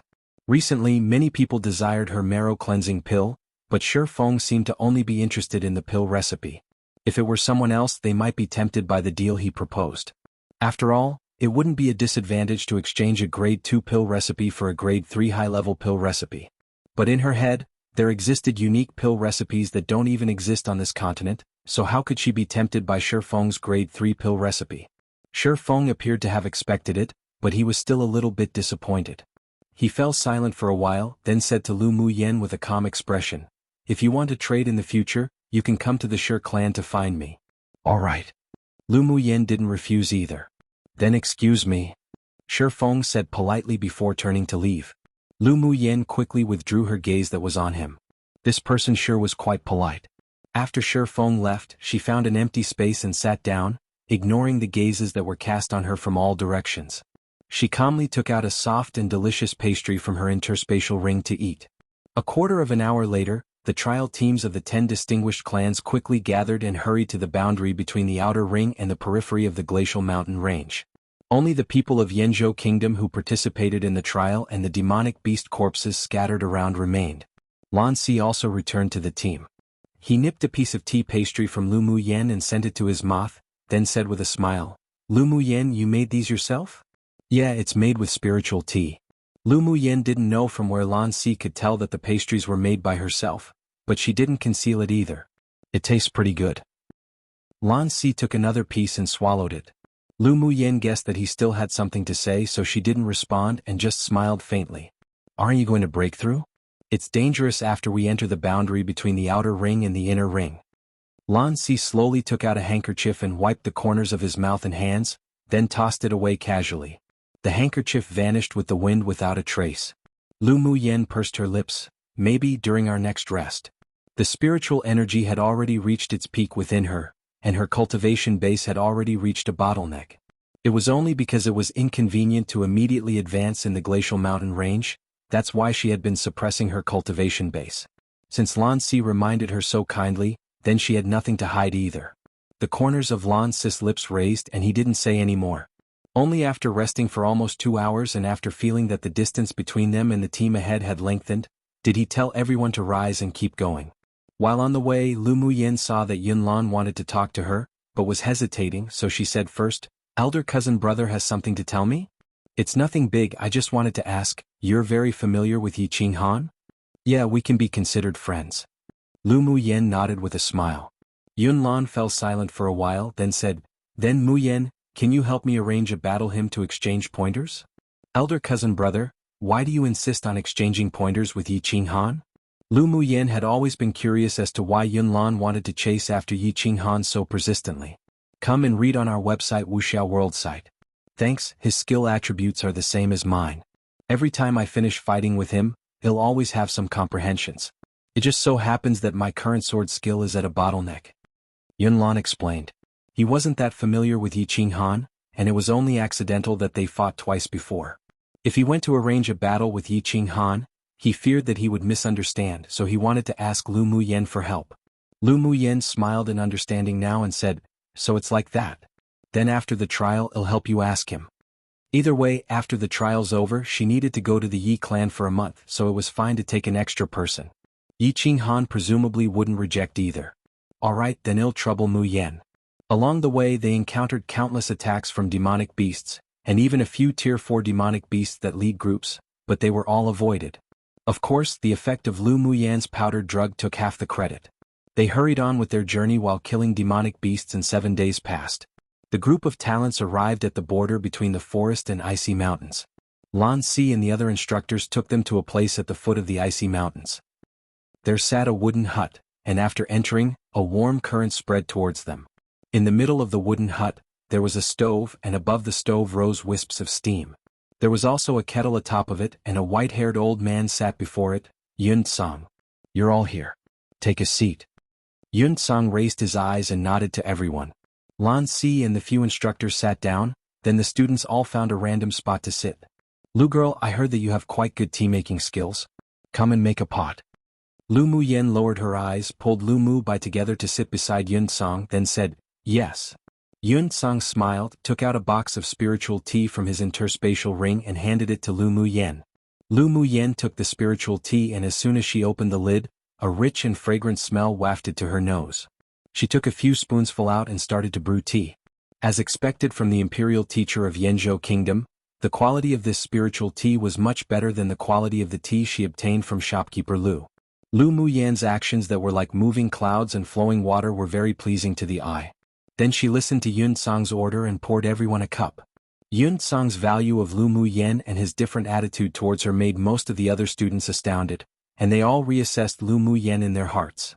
Yun Tsang took a sip from his teacup and his eyes revealed some satisfaction, then said rather slowly towards everyone, Starting today your trial truly begins. Your first mission. Within 5 days, each of you must go out and kill at least 10 tier 5 demonic beasts and come back. You can team up to complete the mission or you can snatch it from other people, but you aren't allowed to kill each other. After 5 days come here to meet us. If you don't reach the number you will be eliminated automatically. Then a small team from the imperial family will escort the eliminated people back to the imperial capital. Yes, imperial teacher. Hearing the first task issued, every student participating in the trial here were all feeling ambitious and fervent. By the way, you need to complete this operation alone or in any team. The instructors will no longer accompany you throughout, so pay attention to your own safety. If you die here then everything will be over for you. I hope that you will all stay alive. Yun Tsang drank all the tea in the cup and with a serious expression, Rest for a night and you'll leave early tomorrow morning. Whether you complete the mission or not, 5 days later before this time report back. We will follow the instructions of the imperial teacher. Chapter 84. Spiritual Force Body Tempering. After everyone scattered, Lu Muyen greeted Lu Mu Bai before walking to sit cross-legged atop a large tree with dense foliage not far from the wooden house. She closed her eyes and the spiritual energy within her body performed a few macrocosmic orbits, placing her whole body and mind in a free and empty state. One night was enough for her to advance. Streams of spiritual force came from all directions and quickly entered her body. A faint green force encircled her dantian, full of vitality. Above her head, in the sky, clusters of spiritual clouds gathered, and lightning bolts descended from the spiritual clouds, striking each of Lu Muyen's meridians. The spiritual force continuously tempered her body. Dazzling lights like colored glaze shone down on her through the dense leaves, making the gorgeous, white-clothed young girl appear as if a stunning celestial that had descended, rippling in light and enigmatic as if behind a layer of mist. And this sight naturally stirred everyone who was resting within the wooden hut. They leapt out of the house, looked in Lu Muyan's direction and were completely stunned. This is spiritual force body tempering? A student stammered out. Isn't Lu Muyan's talent a bit too strong? She's only advancing but can actually attract spiritual force body tempering. Isn't it that only the legendary constitution can cause such an anomalous phenomenon of heaven and earth? A member of the imperial family said in disbelief. She doesn't have a special or rare constitution, but it's said that people with the terminal meridian's constitution are actually extremely talented and heaven-defying. It's just that it's been stopped by their terminal meridians. So after eradicating the terminal meridian's constitution, her talents and aptitudes are gradually revealed. This truly is the so-called interdependence of blessings and misfortunes. The Lu Muyan after eradicating the terminal meridian's constitution, compared to the trash from before, are like two different people. The students were discussing constantly and they all sighed with mixed emotions at Lu Muyan's good fortune. Yun Tsang, Lan Si and Yun Ji were also standing outside the hut, looking at the anomalous phenomena occurring at that large tree. Every time a spiritual cloud scattered, there would be even more that floated over. It was as if the white-clothed woman shrouded in a colorful glaze had a dantian that was a bottomless pit, incessantly absorbing the spiritual force of heaven and earth. Its speed was truly breathtaking. Imperial teacher, Lu Muyan really doesn't have the heavenly spiritual body? Yun Ji looked at Yun Tsang in confusion, asking. He had never seen anyone who could attract the spiritual force body tempering anomalous phenomenon when they were advancing. Such an anomalous phenomenon was only a legendary existence, yet he didn't expect to see it today occurring on the infamous trash of the empire. Yun Tsang's gaze was deep and with a rare smile on his face he sighed. She does indeed not have the heavenly spiritual body, but she has excelling talent that is no less than a heavenly spiritual body. The future of this girl is immeasurable. Then Yun Tsang looked at Lan Si with a serious expression and ordered, no accident can occur to Lu Muyan during this trial. Whether it was the master behind Lu Muyan, or the excelling cultivation and alchemy talents that she displayed, it all decided that she would be an extraordinary person in the future. The empire could not lose such a talent. I will protect her secretly. Lan Si nodded, but all the missions in the trial need to be completed by herself, so I will not take action until a life or death moment. That is only of course. If she can't even pass such a trial, then it would be a waste of her good aptitude. A sharp glint flashed in Yun Tsang's eyes. I just have a feeling that she can win a trial quota this time. I hope so. The gaze that Lan Si cast towards Lu Muyan revealed a hint of extreme interest. After a few hours, Lu Muyan's spiritual energy soared. She opened her tightly shut eyes and formed a few hand seals before her. The few spiritual clouds that remained in the sky were absorbed by her and the layer of thin film that blocked her advancement in her dantian was broken by the flooding of elemental energy. A huge amount of spiritual energy poured into her dantian, and the light green mist expanded in size. Only after performing a few cosmic orbits in her body, was Lu Muyan's advancement complete. Feeling the abundant and deep spiritual energy within her, a confident smile rose on her lips. Come and read on our website Wuxia World site. Thanks. Although she was only at a sword spirit cultivation base, but the spiritual energy in her body wasn't inferior to that of an initial phase sword king sword master. Now she had another layer of guarantee for the upcoming trial mission. Then Lu Muyan finished and glanced in the direction of the wooden hut with furrowed brows. There countless pairs of eyes were staring at her, transfixed, making her feel very helpless. After eradicating her terminal meridian's constitution, her potential talent was even better than those pampered children with special constitutions. And because of her unique flesh-refining manual, every time she advanced she would attract the anomalous phenomena of heaven and earth where spiritual clouds would send lightning to temper her body. She suddenly felt a headache because the scene of her advancement was too big. She didn't like being watched and liked to cause trouble even less. Xiao Ziong held his forehead. Were there still any normal people around? He glanced around. Yun Lan and Yun Luo were practicing against one, Lu Mu Bai faced another alone, Qi Xian was cleaning up the few low-level ice apes that they had missed, and Lu Muyan was just currently fighting gleefully. He couldn't help but poke Yun Jin's arm and said, "Is it really fine for us to just stand here and watch the fight? What's wrong with that? Those who have the abilities do more work. Just let them fight first." Their hands were itching for a long time. Yun Jin raised an eyebrow indifferently. "Even if we want to intervene, there's nowhere to be of use right now, so just watch. Xiao Ziong also realized that Yun Jin's words were reasonable, so he shrugged and continued to watch the battle. From time to time he would even nitpick Lu Muyan's fight, but he couldn't help but feel admiration towards her rise within him. Come and read on our website Wuxia World site. Thanks, the fight developed into a completely one-sided battle. Lu Mu Bai easily beheaded the Ice Ape King he battled, while Yun Lan and Yun Luo also killed the other Ice Ape without using their full strength. Seeing that the other people's battles were already over, Lu Muyan didn't delay any more time either. She took 2 steps back, moved her fingers, and one immediately saw thin red threads of elemental energy condensation reveal itself from the Ice Ape's thin fur, displayed in an octagonal shape. This was the fire elemental energy array that she quietly buried on the Ice Ape's body every time her body physically clashed with the Ice Ape's. If she wanted to kill her opponent with her physical strength alone, she still couldn't do it for the time being. Of course, if she could do another spiritual force body tempering, then she could do it. Lu Muyan murmured a few phrases and activated the fire elemental energy in the array. The octagonal-shaped red threads began to move quickly and gradually tightened. A moment later, the red thread firmly bound the limbs of the Ice Ape, trapping it in place for the time being. At the same time, the eye of the array lit up brightly in red, transforming into streams of light that shot out directly towards the center of the Ice Ape's eyebrows.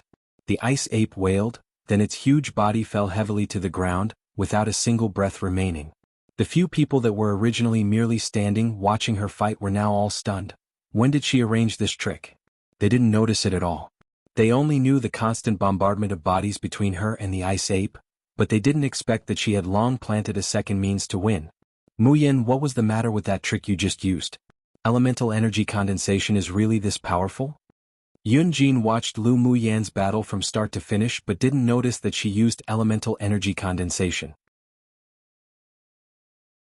After hunting the Tier 5 Ice Apes, the group followed the closest path on the marked map and swept up and beheaded the Tier 5 demonic beasts required for the mission.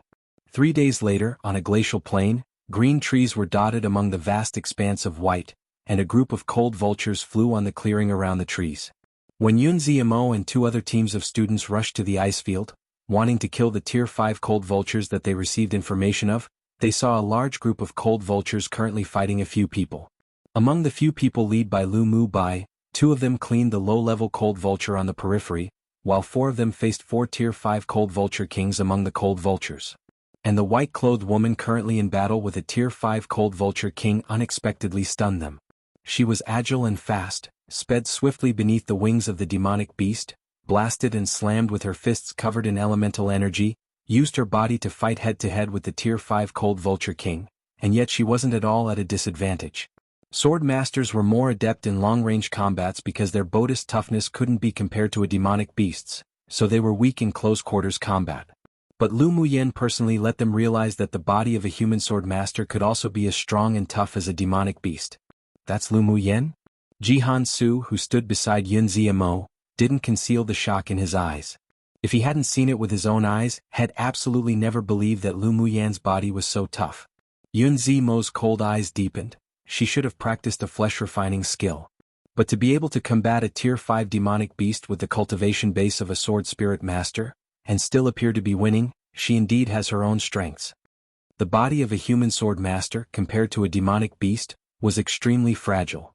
A sword master once developed a flesh-refining skill to make up for this shortcoming, but unfortunately, these sorts of skills were not only rare to find, but it also wasn't suitable for everyone to cultivate.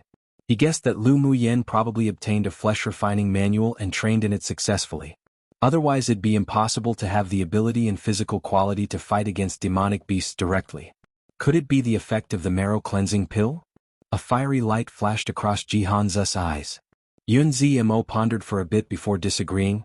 Even the most heaven-defying pill couldn't cleanse the marrow wandifying the body. The strength she displayed doesn't seem to be improved because she took a pill. But it's undeniable that the marrow-cleansing pill indeed turned the famous waste of the imperial capital into a genius who's not at all inferior to you now. Jihan Su held a firm belief in the efficacy of the marrow-cleansing pill. Recently, the Ji clan was also secretly negotiating with the Lu clan, only hoping to successfully obtain the marrow-cleansing pill. Yun Ziamo's eyes displayed a look of disagreement, but he didn't say more. Presumably, there were a lot of people that thought of Lu Muyan in that way, but he guessed that it was actually because this woman hid her talents well. He firmly believed that it was simply impossible for a person to change so drastically due to the effects of a pill alone. After eradicating the terminal meridian's constitution, two of the most important factors that Lu Muyen relied on to achieve what she did, definitely must be her own extraordinary talents and own efforts. The jealousy in Yun Ge's eyes were inadvertently revealed and was quickly caught by Qi Luxiang, who stood not far away. She lowered her eyes to cover up the changing emotions in her eyes and thought, this time she'd definitely not allow Lu Muyen to return, and would help the Gu clan get rid of this huge nuisance and trouble. The fight remained one-sided. After Lu Muyen sweat to her heart's content, and her body and mind were refreshed, she arranged an elemental energy killing array to trap the Cold Vulture King. The Cold Vulture King was unwilling to reveal weakness. It was trapped, but it gathered all its demonic energy on its sharp beak, raised its head, then lowered it, pecking towards the weakest part of Lu Muyen's head. Come and read on our website Wuxia World site. Thanks. Lu Muyen's eyes grew cold. A layer of glaze-like jade color enveloped her hand. She quickly backed away a few steps, then leapt forward, and her right fist that carried boundless elemental energy was directly inserted into the area where the crystal core resided, wrenching it right out. Gah! The Cold Vulture King's eyes bulged, and its breath stopped abruptly in its last call. After putting away the Cold Vulture King's corpse, Lu Muyen walked to Yunlan and the other's side, and said with a smile, "Mission complete. Lu Muyen, you little monster. You completed your first trial mission in only 3 days." Xiao Ziong pursed his lips and said, unreconciled. Except there was a smile of admiration in his eyes. Lu Muyen raised an eyebrow, stretched out her hand and patted his shoulder. Then her eyes curved into a crescent shape as she smiled.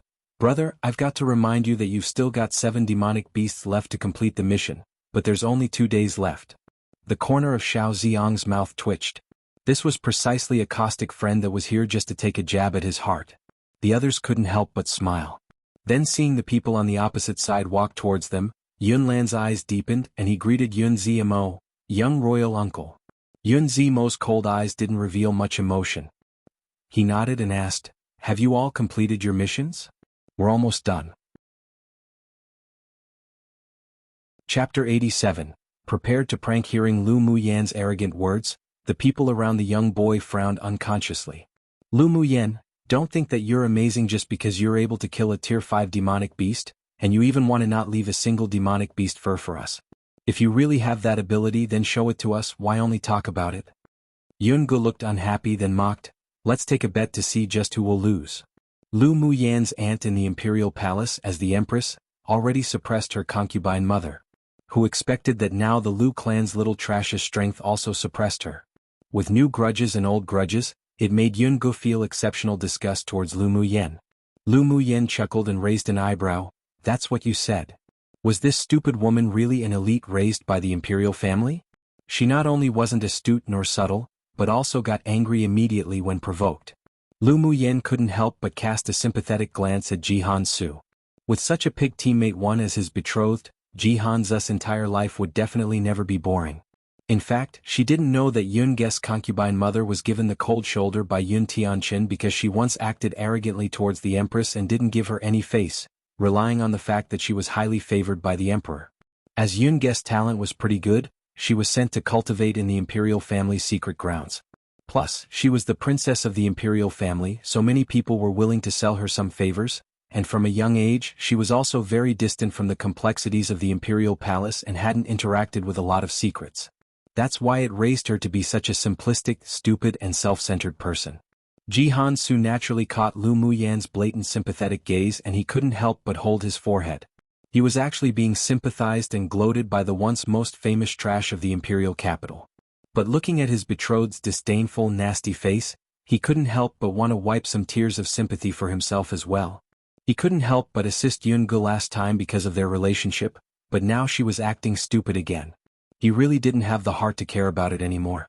After returning, he must properly mention it to the superiors of the clan. It was best to annul this engagement. Lu Muyen, who can't talk big. Then well, wait and see how you keep us from not even being able to touch demonic beast fur. The young man sneered and said with extreme disdain. Lu Muyen gave the two a like in her heart too. They sure knew exactly what to do. After completing the mission, the 2 days left would be filled with idleness and boredom.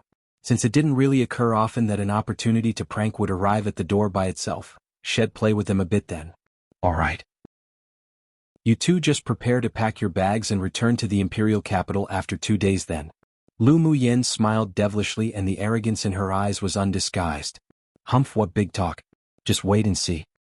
Yungu also couldn't help but snort, turned around and dragged Jihan Su with the rest, leaving the ice field. She wanted to find Tier 5 demonic beasts before Lu Muyen and the others and let that woman lose face entirely. The people from the other small team glanced at each other and followed. They were all sword spirit strengths, so if they wanted to successfully complete the task, they had to rely on Jihan Su. Yun Zimo's obsidian-like eyes were encircled with a layer of unidentifiable light. He took a deep look at Lu Muyen, addressed Yun Lan, then turned to leave.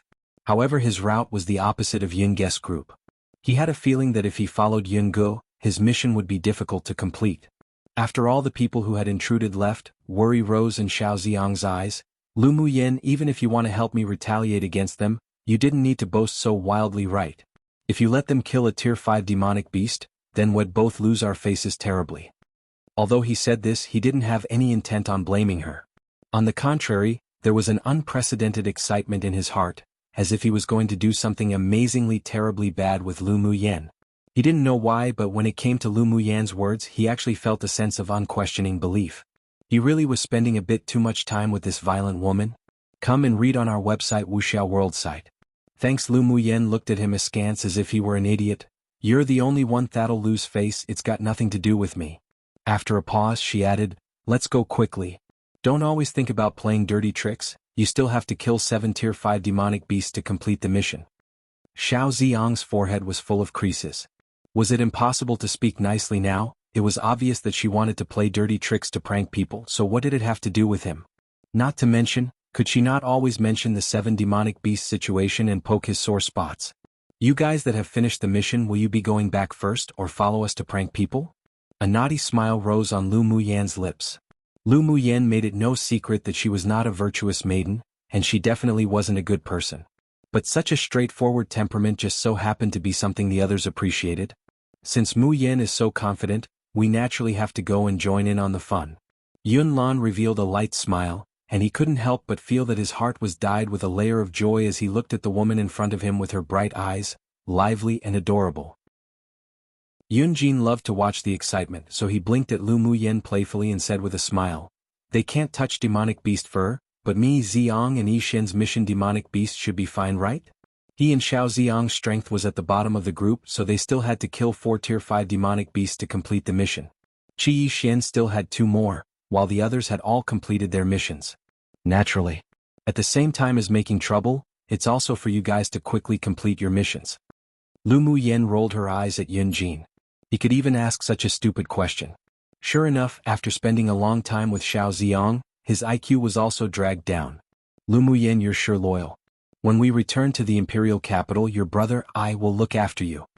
Xiao Xiang wanted to reach out to hang his arm around Lu Muyen's shoulder to express that they were good brothers, but was deliberately blocked by Qi Yishen. Let's go too and find the Tier 5 demonic beasts before them. Qi Yishen said deeply. He felt very uncomfortable right now. He was delightedly surprised that Lu Muyen once again shocked and amazed him, and kept attracting his gaze, making his heart beat uncontrollably. But at the same time, he also hoped to hide her deeply so that she couldn't be coveted by other men. The Tier 5 demonic beasts marked on Yunlan's map had basically been cleaned up by them, and the few that were left were rather far away. Xiao Xiang couldn't help but ask again while walking, how do we find Tier 5 demonic beasts without a map? Follow Yungu and the others? Then he immediately knocked his head and laughed, saying, that's right. We can follow them. The moment we encounter a Tier 5 demonic beast, we can just rush over and kill it first. Do you think Jihan Ze's Sword King cultivation base is just an accessory? Lu Muyen looked at Xiao Xiang wordlessly. Besides, what we want to do is play tricks on them, so naturally they need to personally watch how we don't leave a single fur for them. Do you think it's possible to do that if we try to snatch and kill the demonic beast after following them? Then what should we do? You must have some idea, right? Xiao Xiang saw the brilliance in Lu Muyen's eyes and knew immediately that this woman was plotting again. Luckily he wasn't her enemy, otherwise he really would be played to death. Lu Muyen raised an eyebrow and smiled in a dominating manner. That's only natural. Not only do I want them to be eliminated in the first mission, but I also want them to personally witness how we put all the mission items into our own pockets." Seeing her confident, gorgeous smile, all of them unanimously lit a candle 3 in their hearts for those who offended Lu Muyen. One common colloquial saying meaning they teammates not only useless but causes trouble for others. Two more colloquial sayings, this time is basically like how we say we like to Facebook post or other social media posts. Pretty modern word, but you know it's a web novel. 3 lighting candles is usually done for the dead, or to pray and or bless someone, but in this case lighting candles is used to pray for them, hoping they don't die too badly since Lu Muyen really is going to prank them hard. They're pitying them for what they'll go through, haha. Chapter 88. Lu Muyen playing dirty tricks. As they hurried along their journey, Lu Muyen released Mo Yen, who was cultivating in the spirit pet bangle. "For that boring bet, you actually bother me when I'm cultivating?" Mo Yan's indifferent eyes displayed a bit of displeasure. Although he didn't like to stay in the spirit pet bangle, but he could only endure it in order to not waste a single moment cultivating. Yet who knew that this woman would bother him for such trivial matters? Lu Muyen held Mo Yen in her arms and poked him on the back, telepathically saying, "Do you still want that pill refined from a tier 5 crystal core? If you don't work hard, you want to take it for nothing?" Then she said, twaddled on, "Don't you know this is also because I want to help you collect more crystal cores to refine into pills? Since you don't cherish it, then go back to your spirit pet bangle and continue to cultivate." Mo Yen took a deep breath. This woman really was good. There's a tier 5 snow leopard 500 meters ahead of that group of people. Lu Muyen's eyes were full of smiles and she continued poking at the soft and warm little beast in her arms. Now that's right, being tactful is the solid principle. Mo Yen didn't bother to talk to her anymore. After pointing the way, he just let Lu Muyen hold him as he closed his eyes to rest. With Mo Yan's precise instructions, Lu Muyen took Yunlan and the others around to a small path and circled in front of Yungu and the others. Sure enough, after 500 meters on a low mound, they found traces of a tier 5 snow leopard. "What are you 3 waiting for? First come first serve, don't you want to complete your mission?" Lu Muyen leaned on a big tree, pointed to the snow leopard not far away and looked at the 3 that hadn't completed their missions indolently. She had hunted and killed 10 initial phase tier 5 demonic beasts already, and also gradually found that feeling of doing something to her heart's content. So it wasn't that she didn't want to help the 3 of them kill the demonic beasts, but she hoped that they would grow up on their own. The trial mission of slaying tier 5 demonic beasts a level above them wasn't just a test for those who participated in the trial, but it was also to hone their combat skills and survivability. The 3 of them were dazed for a moment when they heard Lu Muyen's words, then 2 figures quickly dashed out and went straight for the snow leopard. Xiao Ziong, who was a half beat behind, cursed, then also charged over quickly. The 3 men besieged and scrambled for that one snow leopard. In the end, it was Yun Jin who played a trick that caused the other 2 to be half steps slower when they were about to kill the snow leopard, and successfully scooped out the snow leopard's crystal core. He held it in his hands and waved it at Lu Muyen and the rest, a face of smugness. And it was at this moment that Yungu and her team also found this low mound. But when they saw the snow leopard's crystal core in Yunjin's hands, their complexion wasn't very good. "Lu Muyen, didn't you say Thadio wouldn't let us even touch the fur of a tier 5 demonic beast? Why is the person who killed the demonic beast my royal elder brother? Weren't you quite capable before?" Yungu saw that the person who slayed the snow leopard wasn't Lu Muyen, so her heart relaxed and she couldn't help but ridicule. Lu Muyen sneered, "Did I ever say that I'll do it myself? Why should I bother exerting my mental effort when someone could exert themselves instead? I'm not as stupid as you." "You?" Yungu trembled with anger. Lu Muyen, that bitch actually dared say she was stupid. It was truly unforgivable. Except, she only got to say one word and was stopped by Jihan Su behind her, whose brows were furrowed. Lu Muyen did only say that she wouldn't even allow them to touch a demonic beast, but she didn't say that she would do it herself. What's the use of arguing about these things now? He became more and more angry with Yungu within. Enough. Now isn't the time to argue. Let's hurry up and find the next tier 5 demonic beast. No one in the 2 teams had completed their first trial mission yet. If they followed this trend, they could really be eliminated. Jihan Su intensely regretted why he would team up with Yungu. The worries in Jihan Su's heart, Yungu naturally thought of too. She sure didn't want to be eliminated in the first round of the trial mission, so she could only glare at Lu Muyen unwillingly and say ruthlessly, "Lu Muyen, just you wait. Come and read on our website Wuxia World site. Thanks, I await your esteemed self one anytime." Lu Muyen chuckled nonchalantly. A character like Yungu couldn't even compare to Gu Yenran. She really didn't pay attention to her and she didn't have time to play with her even more. If she wanted to cause trouble, then she'll just accompany her whenever necessary. The young man also glared at Lu Muyen. Trash, just you want and see. Hearing the word trash, Lu Muyen's pretty eyes narrowed. In the following 2 days, a similar scenario was acted out in the boundary of the outer ring and inner ring in the glacial mountain range time and again. Just when the trial students of the 2 teams found a trail of their target Tier 5 demonic beast, Lu Muyen and her group would always be ahead of them 1 step, not more nor less, and every time the groups arrived the demonic beast would always just happen to be slayed. Indeed, not a single fur was left for them. Lu Muyen, have you played enough games?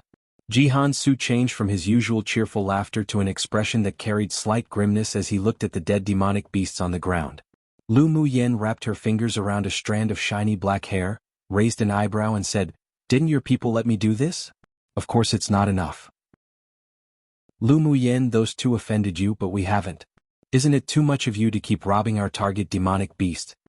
The leader of the other group of students from the Empire Academy couldn't help but step forward and say. Lu Muyen tilted her head to look at Xiao Ziong and asked, "Did I kill that demonic beast?" "No, Yunjin killed it." Xiao Ziong shook his head cooperatively. Lu Muyen shrugged to the group of people not far away and said, "Did you hear that? The one who snatched your target demonic beast was Yunjin, so what's it got to do with me?" Both teams were all rather angered by that careless and scrupulous tone. It was true that she wasn't the one who killed the demonic beast. But making the connection with the powdered drugs from before that could make demonic beasts unable to move temporarily, prepared by Lu Muyen, they all concluded that it was definitely Lu Muyen's masterpiece for them to always, coincidentally, be that 1 step ahead in finding a Tier 5 demonic beast. Yunjin's eyelids couldn't help but twitch and he didn't know whether to cry or laugh. Just who was the one who ordered him to go fight before? Lu Muyen, do you really want everyone in our 2 teams to be eliminated? Jihan Su suppressed the anger in his chest and calmly asked as he looked at Lu Muyen. Lu Muyen swept across Jihan Su with a look as if saying he was stupid, then said slowly, "I've got no grievances against you guys, why do I want to eliminate everyone in your 2 teams? I'm betting with them, not you guys. Isn't it fine if you just don't follow them?" After hearing her say that, the rest also had a revelation, and they secretly blamed Yun Gu and the young boy.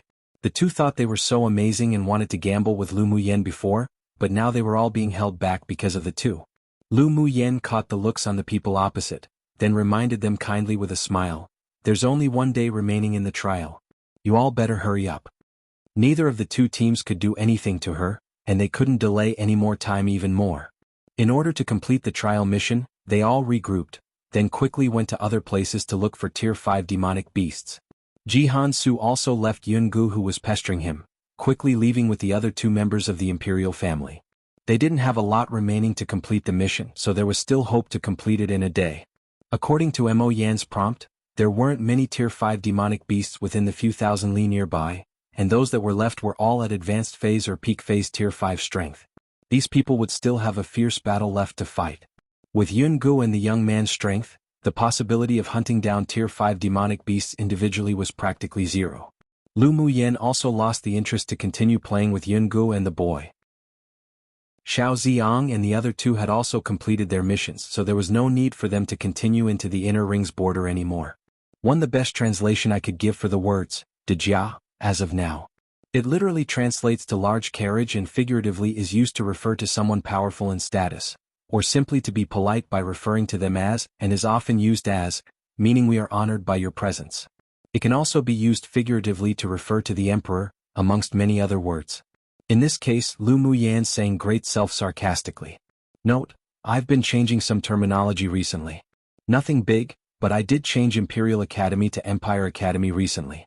I can't remember if I changed anything else, and I don't remember if I mentioned everything I changed. But these terminology changes are on purpose, haha. To make it consistent, I also go back to the previous chapters and change it all, unless I miss some accidentally, so it's possible some terminology might be different to what you remember. It's not the author changing it, it's me changing the translation to better suit the Chinese terms. I'm bored like that, and maybe it's the tiny perfectionist in me, haha.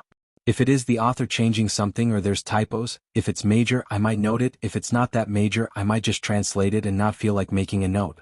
I made a bunch of edits already and I don't think I mentioned every single one, so yeah. Sorry if there's confusion though. Chapter 89. Second mission. The two teams just now came quickly and went quickly. Not even a cup of tea's worth of time later, only Yun-gu and that young boy were left. Lu Muyen snapped her fingers and addressed Yun-jin and the others. Let's return and hand in the mission. Xiao Ziang's eyes swept across the two people whose expressions were exceptionally ugly and asked, Muyen, we're not going to compete with them anymore? Lu Muyen glanced at him faintly. Do you think they can deal with a tier 5 demonic beast with their strength? Xiao Ziang looked at the two again. They were both sword spirit strength, so he shook his head. Naturally, it's impossible for the two to deal with tier 5 demonic beasts. He was an advanced phase sword spirit, but when he was slaying the 10 tier 5 demonic beasts earlier for the mission, he used items like pills, spirit treasures, talismans and the like that he had on him. From time to time, he even had to rely on Lu Muyen and the others to barely be able to complete the mission. As for the two opposite, if they were to rely on their own strength, they definitely wouldn't be able to complete the mission. Exactly, so why waste time with them here? Lu Muyen walked towards a small path with Mo Yen in her arms, then made a hand gesture to the others. Let's go and hand in the mission. All right. Yun Lan and the others also ignored the existence of Yun-gu and the boy and left together. With tears of grievance and resentment in Yun-ge's eyes, she took a deep breath and said to the young man beside her, We're just going to let them go like this? Otherwise what do we do? The two of us aren't their opponents at all. The young boy had always been the master of deceiving good and fearing evil. Even if he secretly despised in his heart right now, he didn't dare cause trouble for Lu Muyen in front of her. After he returned to the imperial capital, he had many ways to find the ground he lost today. Yun-gu stomped her foot and glared at Lu Muyen's back that had long disappeared, then turned around and headed in the direction Ji-Han-su went. She was also considered an expert when she was training in the Empire Academy's secret grounds, but only after entering the glacial mountain range did she realize she was, in actual fact, the very bottom of existence and could only rely on Ji-Han-su. So if she didn't want to be eliminated, she could only go find Ji-Han-su. The young man gritted his teeth and followed in Yun-ge's footsteps to find Ji-Han-su and the others together, but in his heart he had the decision to give up the trial. With his strength, it would be as hard as climbing the heavens if he wanted to seize one of the 6 places of the trial. Lu Muyen took the few people around waves after waves of demonic beasts, and it took only half a day to return to the wooden hut for the trial mission. Muyen, your fire cloud Ming sure is really powerful.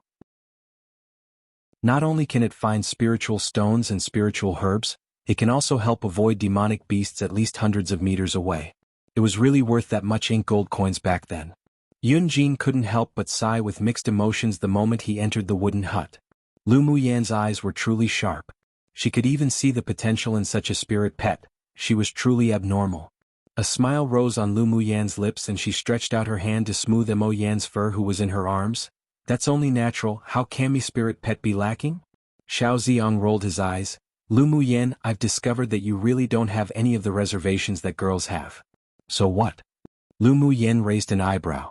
Why must she have the reservedness that girls should have? Even if I have a reserved side, I shouldn't show it to you.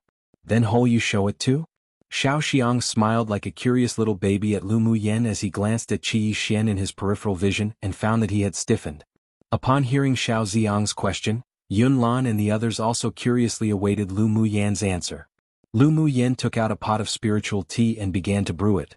Her hand movements were elegant and methodical, and only after a while did she say slowly, Of course I'll show it to my future husband. Lu Muyen, you really have no shame. Just look at how old you are and you're already thinking about your future husband. Xiao Ziang laughed aloud. Come and read on our website Wuxia World site. Thanks. Lu Muyen's beautiful eyes lightly narrowed at Xiao Ziang, causing him to shudder. He immediately shut his mouth. When this woman plotted against someone, it came in sets. It was best that he didn't offend her. Then what kind of husband does Muyen want to find in the future? Yun-jin approached Lu Muyen and asked with a smile. Lu Muyen was dazed for a moment.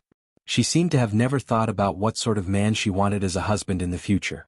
In her past life, she was pursued by numerous men, as if schools of crucian carps in a river one, but there was no appearance of a man that could make her heart beat. She unconsciously rubbed the ice bangle on her wrist and a red figure surfaced in her mind. Then she chuckled and shook her head. Why did she think of that devilish man? Her originally confused eyes instantly regained their clarity, and she said with a light smile, Who knows about things in the future? Let's talk about it when I meet someone who can make my heart beat for him. Her words were also equivalent to rejecting all the men present here. Although unintentional, but it had made the few, aside from Xiao Ziong and Lu Mu Bai, who were originally in high spirits, downcast.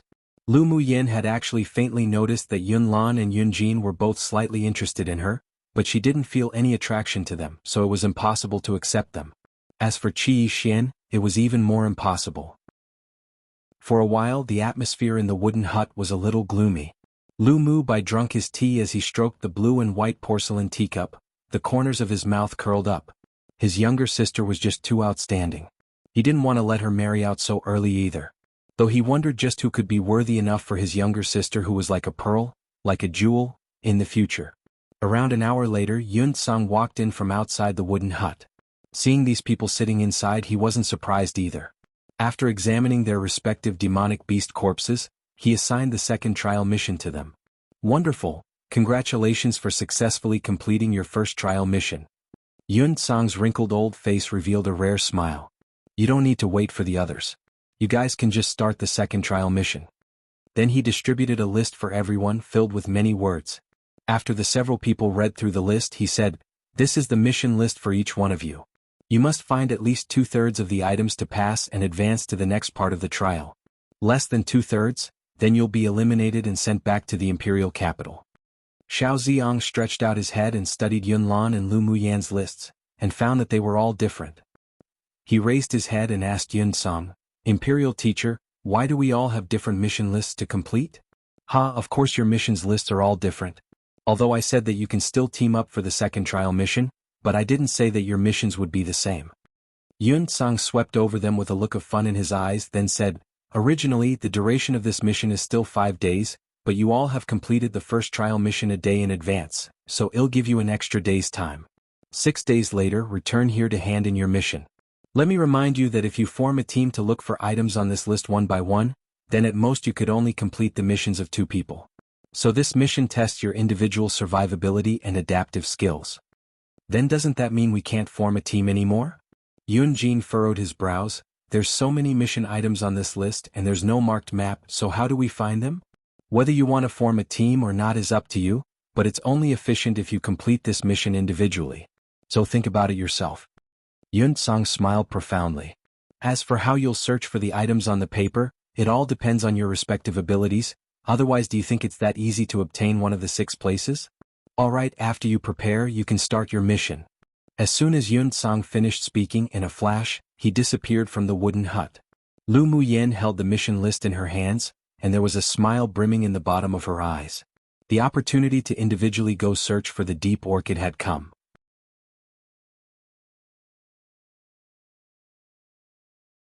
At the same time, a man who wore a silver mask and flamboyant red clothes also took 2 people into the boundary between the outer ring and inner ring of the glacial mountain range. One pretty straightforward, Alatov men pursued Lu Mu Yen. An idiom that comes from a historical event. Note: YMXXLMY fans, including myself, will probably love the following few chapters. Just don't complain about their relationship developing too fast because I'm here all for that development. After Yun Tsang left, the several people looked at the mission list in their hands again, then exchanged glances. "Looks like we have to complete the missions separately." Lu Mu Bai placed his teacup down and put away the list. Yun Lan and the rest could only nod in agreement. It would be impossible to find so many items on the list without completing the missions separately. "Then I'll leave first. You guys be careful." Yun Luo stood up and said before leaving the wooden hut. Qi Xian glanced at Lu Mu Yen deeply, and the hand that held the list tightened. Then he also stood up and said, "I'm leaving too. Mu Yen and you all be careful. Let's go. See you all in 6 days. Everyone take care." Lu Mu Yen finished the tea in her cup, then stood up and said to the several people with a smile. Although Lu Mu Bai felt uneasy about his younger sister, but he also hoped that she could grow up independently. His eyes carried some encouragement. "Yenner, be careful on your way. If you encounter anyone or a demonic beast that you can't beat, then run. Your life is the most important." "Yep, elder brother too." Lu Mu Yen carried warmth in her eyes. "Mu Yen, be careful. Raise a signal flare of the imperial family. If something happens you can release this signal and welcome as soon as possible." Yun Lan took out a small black wooden box from his interspatial ring and handed it to Lu Mu Yen. Lu Mu Yen took the wooden box and nodded with a smile. "Elder cousin brother, You guys also need to be careful. It's really boring to do missions alone. Xiao Xiang said listlessly. Yun Jin patted him on the shoulder and said, Brother, you take good care of yourself. Make sure not to be eliminated. You too. Alright, we're talking as if we'll be separated for a long time. I'm leaving too. Xiao Ziang sighed with a bit of reluctance in his eyes. But this was what they must experience. And he was afraid that if he continued to delay this, he wouldn't want to go out to complete the mission alone anymore, so he quickly walked out of the wooden hut. Let's go too. Lu Muyen was also a bit affected by everyone's emotions. Alright. 2 hours later, Lu Muyen entered a hillside blooming with fresh flowers. She walked over, looked around the densely packed flowers of various colors, then finally uprooted a small pink-yellow flower among them and put it away. Finished one mission item, still 19 more to look for. Lu Muyen left the hillside and said to Mo Yen in her arms.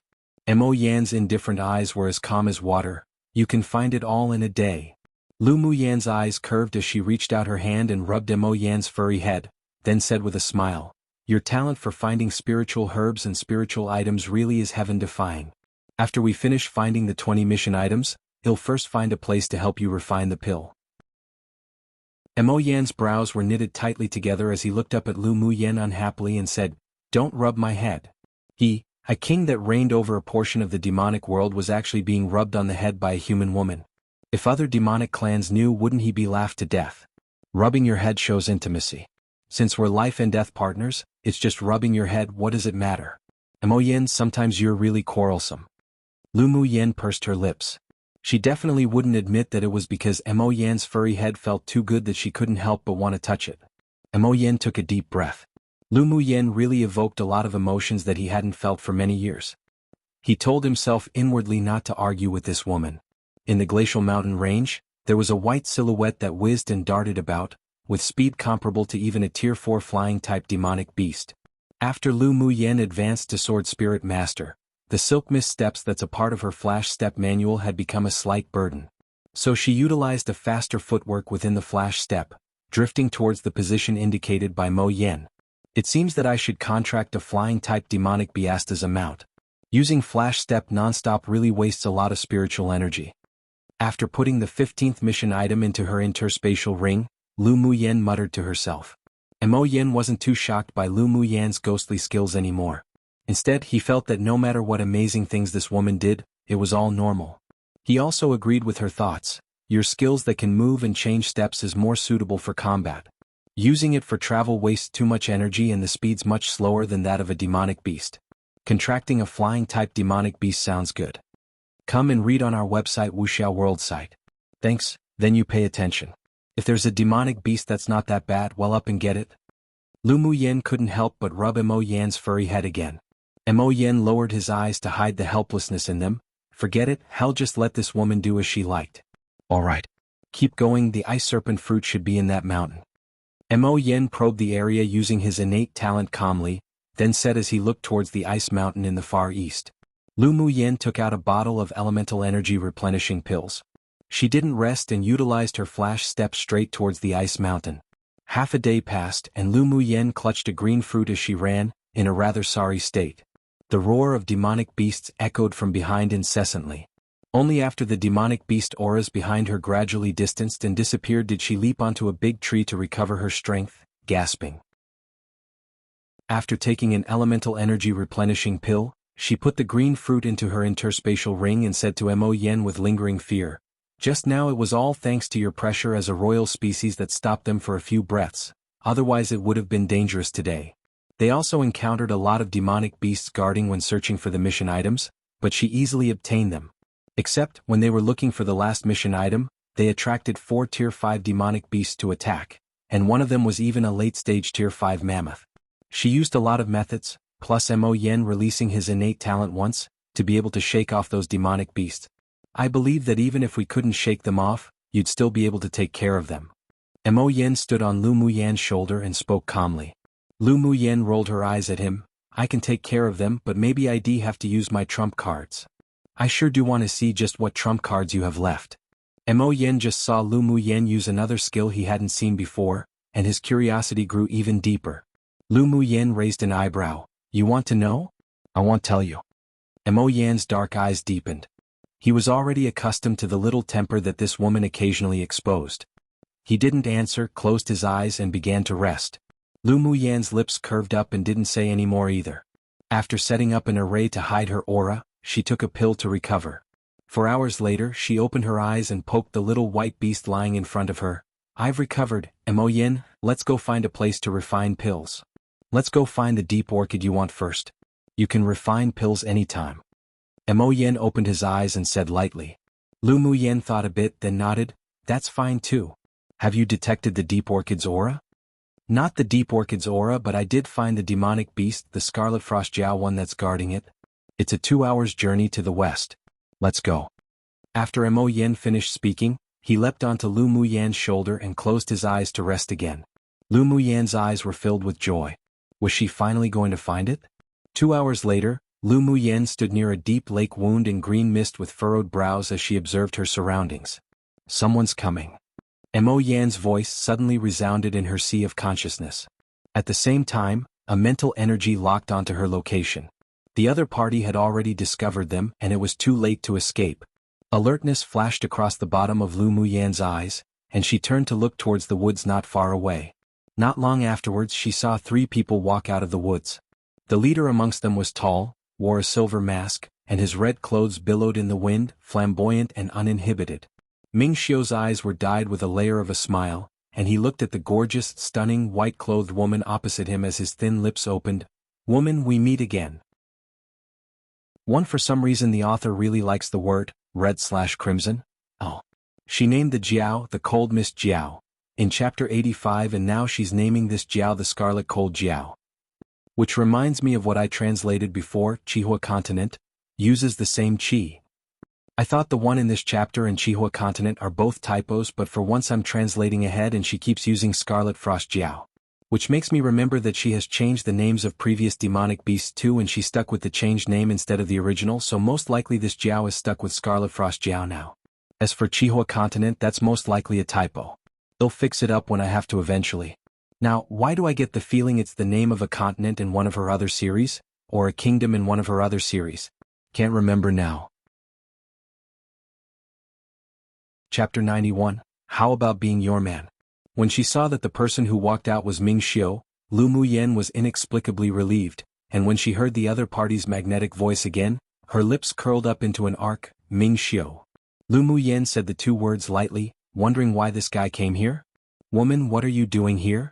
Ming Xiu walked until he stopped in front of Lu Muyan and looked at her with deep eyes. Lu Muyan chuckled, raised her eyes and said, "And what are you doing here?" Hearing Lu Muyan speaking to Ming Xiu in such a way, the middle-aged man who followed couldn't help but reveal slight shock. Master had never been so friendly to anyone before. Meanwhile the eyes of the other enchanting woman were cold and unkind. "Take a guess." Ming Xiu leaned closer to Lu Muyan and his warm breath hit her ears. Lu Muyan's eyes darkened and didn't avoid him as she stared directly at the flamboyant and domineering man. For the Scarlet Frost Jiao or for the Deep Orchid? A devilish smile rose on Ming Xiu's lips, and their breaths intertwined. His long and thin eyes narrowed slightly. What if this highness wants both? This woman actually came to this place, then it must be for the Deep Orchid. Lu Muyan stretched her hand out and poked Ming Xiu's sturdy chest, pushing him a step away, then said calmly, "I want the Deep Orchid." An initial phase sword spirit cultivation base sword master also wants the Deep Orchid? What a joke. The enchanting woman behind sneered, her tone carrying thick contempt. It was because she relied on her status as Ming Xiu's right guardian, that she could ridicule this beautiful girl that she found extremely unpleasing to the eye. Her master had never liked being close to others and kept at least 3 feet away from anyone, yet who knew that he would be so intimate with a little girl that suddenly appeared from nowhere? A sense of crisis rushed up to Emolan's heart. Lu Muyan's gaze shifted to the enchanting and bewitching woman, but didn't directly reply, then immediately retrieved her gaze, raised an eyebrow and looked at Ming Xiu, saying, "Your dog's barking." "What did you say?" Emolan's enchanting face suddenly changed. The pressure of a sword monarch was fully exerted, and she pressed it towards Lu Muyan. Lu Muyan's eyes chilled. Was it that now everyone wanted to squish her like a soft peach one? Just when she was about to mobilize a mental energy tempest within her sea of consciousness, she saw the man before her gently wave his sleeve, and that pressure instantly disappeared. He didn't even look at the woman behind him as he uttered some cold words. Emolan, go to the criminal law hall yourself for 3 months. Master. Emolan's eyes were full of disbelief. She bit her lip and addressed aggrievedly. 1 year. Go yourself. Ming Xiu turned and looked at Emolan with a cold expression. The grievances in Emolan's heart expanded infinitely. Master had never punished her to go to the criminal law hall, and yet this time he actually punished her because of that little bitch. Just when she wanted to speak, she was stopped by the middle-aged man beside her. You know Master's temper. If you say any more, you won't just be going for a year. The man whispered to Emolan. There was reluctance in Emolan's eyes. She raised her head and looked at Ming Xiu, but her heart trembled from the dissatisfaction in that pair of cold eyes. It seemed that Master was really angry. Master's temperament was really impermanent, sometimes devilish, sometimes cold, sometimes gentle. She didn't know which was the real him at all, but once he was angry, whoever dared to disobey, they definitely wouldn't end well. Emolan obeys. Emolan retrained the insidiousness in her eyes, lowered her head and replied respectfully. Ever since she started following Master, she had adored him.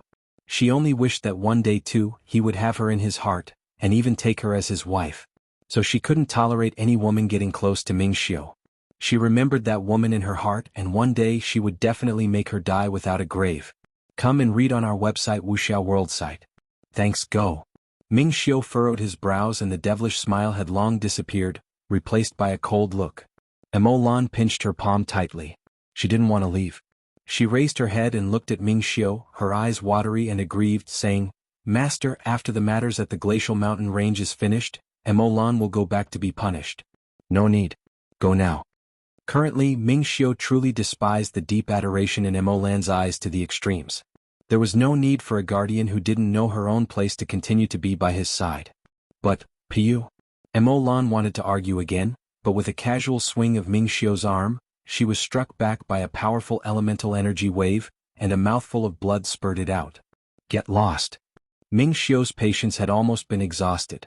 He could already be considered indulging Emolan, but he didn't allow her to have any inordinate ambitions. Especially that insidious gaze cast towards Lu Muyen, it made killing intent rise within him. Emolan obeys. Emolan clutched her chest in terror, then said unreconciled and left. After turning around, her enchanting face became distorted, but she didn't bear grudges against Ming Xiu. Instead, she placed this debt all on Lu Muyen. When she came out of the criminal law hall, she would make sure that this woman would feel better off dead. Lu Muyan's mental energy was very powerful, so she naturally found the hostility and killing aura Emolan had towards her, but she merely sneered in her heart.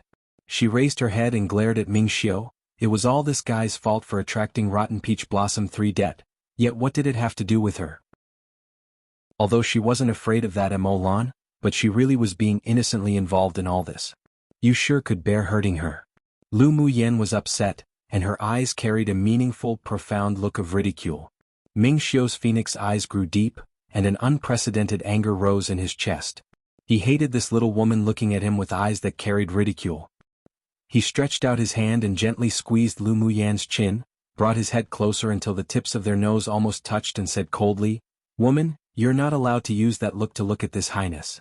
Why not? Who are you to me? Why do I have to listen to you? Lu Muyen sneered. No one had ever dared to squeeze her chin. Who? Ming Xiu pondered for a while, released the hand that squeezed her chin, then suddenly placed his lips on Lu Muyan's lips, but only a touch before immediately leaving with eyes that carried dark, non-dissolvable ink. He spoke with an arrogant, domineering manner, his voice deep and sexy. How about being your man? He had always hated physical contact with people and hated the rouge smell on women even more, but he didn't expect that when he approached this woman, there would actually be an urge to have a taste of her flavor. The result was, he found that the taste of a woman's soft, glutinous, warm lips was actually pretty good. Be my man. Lu Muyan's bright eyes were currently filled with obscure colors. She was actually kissed by this man. For the first time in her 2 lives was she treated like this by a man. As the spiritual world's female immortal, how could she allow herself to be so easily flirted with by a man? After a pause, she suddenly stretched out her hand and wrapped her arms around Ming Xiu's neck. Her red lips kissed his, but it also didn't linger long. When they parted, her lips revealed slight playfulness and she said, It seems Monarch Ming's flavor isn't that good. After speaking, she turned and walked forward, but ripples rose in her originally calm heart. The gaze beneath Ming Xiu's mask deepened, and the sexy thin lips rose into an exceedingly devilish arc. This woman sure was courageous, but she damnably matched his appetite. The original saying is soft persimmon, so when someone squeezes a soft persimmon it means they take them as weak and easy to bully. Here it seems the author wants to be creative and say soft peach? Too well, so I'm pretty sure, for some weird reason, they censored the word or, which means day, again. It happened last time in chapter who knows what, and it's happened again because I am certain that word fits in this context since it's something that everyone says one day this, one day that, etc. Why so specific? Haha. 3 Peach blossom is often used to in many instances to describe love interests or love-related things. For example, to have peach blossom luck means that the person is lucky in love. Chapter 92. His heart moved for her. Lu Muyen ignored Ming Xiu's complex gaze behind her that carried slight fervent flames. She walked to the edge of the wounding green mist and scrutinized it. This is the poisonous mist released by that frost jiao. It'll dissipate automatically after an hour. Ming Xiu stepped forward and stood shoulder to shoulder with Lu Muyen. Mo Yen, on Lu Muyen's shoulder, with an enigmatic expression, looked at the devilishly captivating man in red who approached them. This man was very strong. This was the first thing he sensed about Ming Xiu. You want the Scarlet Frost Jiao's crystal core? Lu Muyen lowered her eyes, then said leisurely after a while. Both of them spoke nothing of what occurred just now, and each had their own plans. Ming Xiu replied indifferently, naturally. Ming Xiu, let's make a deal. Lu Muyen looked at Ming Xiu seriously. She had just learned from Mo Han that the Scarlet Frost Jiao hidden deep in the bottom of the lake had concealed its cultivation base using a secret skill. It was actually a tier 6 demonic beast and could be even more powerful. Now, even if she joined forces with Mo Yen, she would still be unable to fight a tier 6 demonic beast that was at the level of a sword monarch. At the very least, she wouldn't be able to slay it, let alone obtain the deep orchid. That's why she wanted to cooperate with Ming Xiu. Ming Xiu's eyes revealed slight interest and asked with a faint smile, "What sort of trade?" There was a faint guess in his heart. Your cultivation base already broke through to Sword Sovereign. The spirit cleansing pill that I gave you last time has little effect on you now. Let's work together. You kill the Scarlet Frost Jiao, he'll use its crystal core to refine a pill for you, and I can guarantee that its effect will be more than 3 times better than you refining the crystal core alone. Lu Muyen said with calm and composure. You want the deep orchid to refine a pill? Ming Xiu asked Lu Muyen instead of answering immediately. Lu Muyen didn't hide it and nodded. The deep orchid is very important to me. To be more precise, it's the pill that's made with the deep orchid as one of its main ingredients that's very important to me. What kind of pill? Ming Xiu was a little curious about which grade this woman's alchemy skills were at. Foundation establishment pill. You wouldn't know even if I said it. Lu Muyen paused, then continued, but if you can help me obtain the deep orchid, I can give you one. Its effect is similar to the marrow cleansing pill, but it's a more advanced pill. It's effective even for people with sword monarch strength and above. The effect is similar to that of the marrow cleansing pill? There's an even more heaven-defying pill? Even if Ming Xiu had extensive experience, he had never heard of the foundation establishment pill before, but he believed this little woman's words.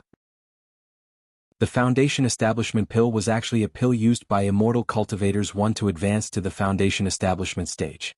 It could wash the marrow, cleanse the body, and expand the meridians. The most important effect was that it helped a cultivator to establish their foundation. Of course, not every cultivator who took the foundation establishment pill was able to successfully establish their foundation. With any pill they only played a support role. The meditation stage and the foundation establishment stage were definitely both watersheds for cultivators. But almost none of the sword masters on Tianling continent had spiritual roots. So they couldn't establish foundations and could only use it to wash their marrow and expel all the impurities that were once hidden in their bodies. The foundation establishment pill does indeed have this effect. You're now at the strength of a sword sovereign. Although it won't help you expand your meridians by many-fold, but it can at least still be able to cleanse all the meridians in your body, and flush out all the negative energy impurities. Lu Muyen looked at Ming Xiu with a deep gaze. In fact, you're the one that's at the advantage in this trade. Just say yes or no.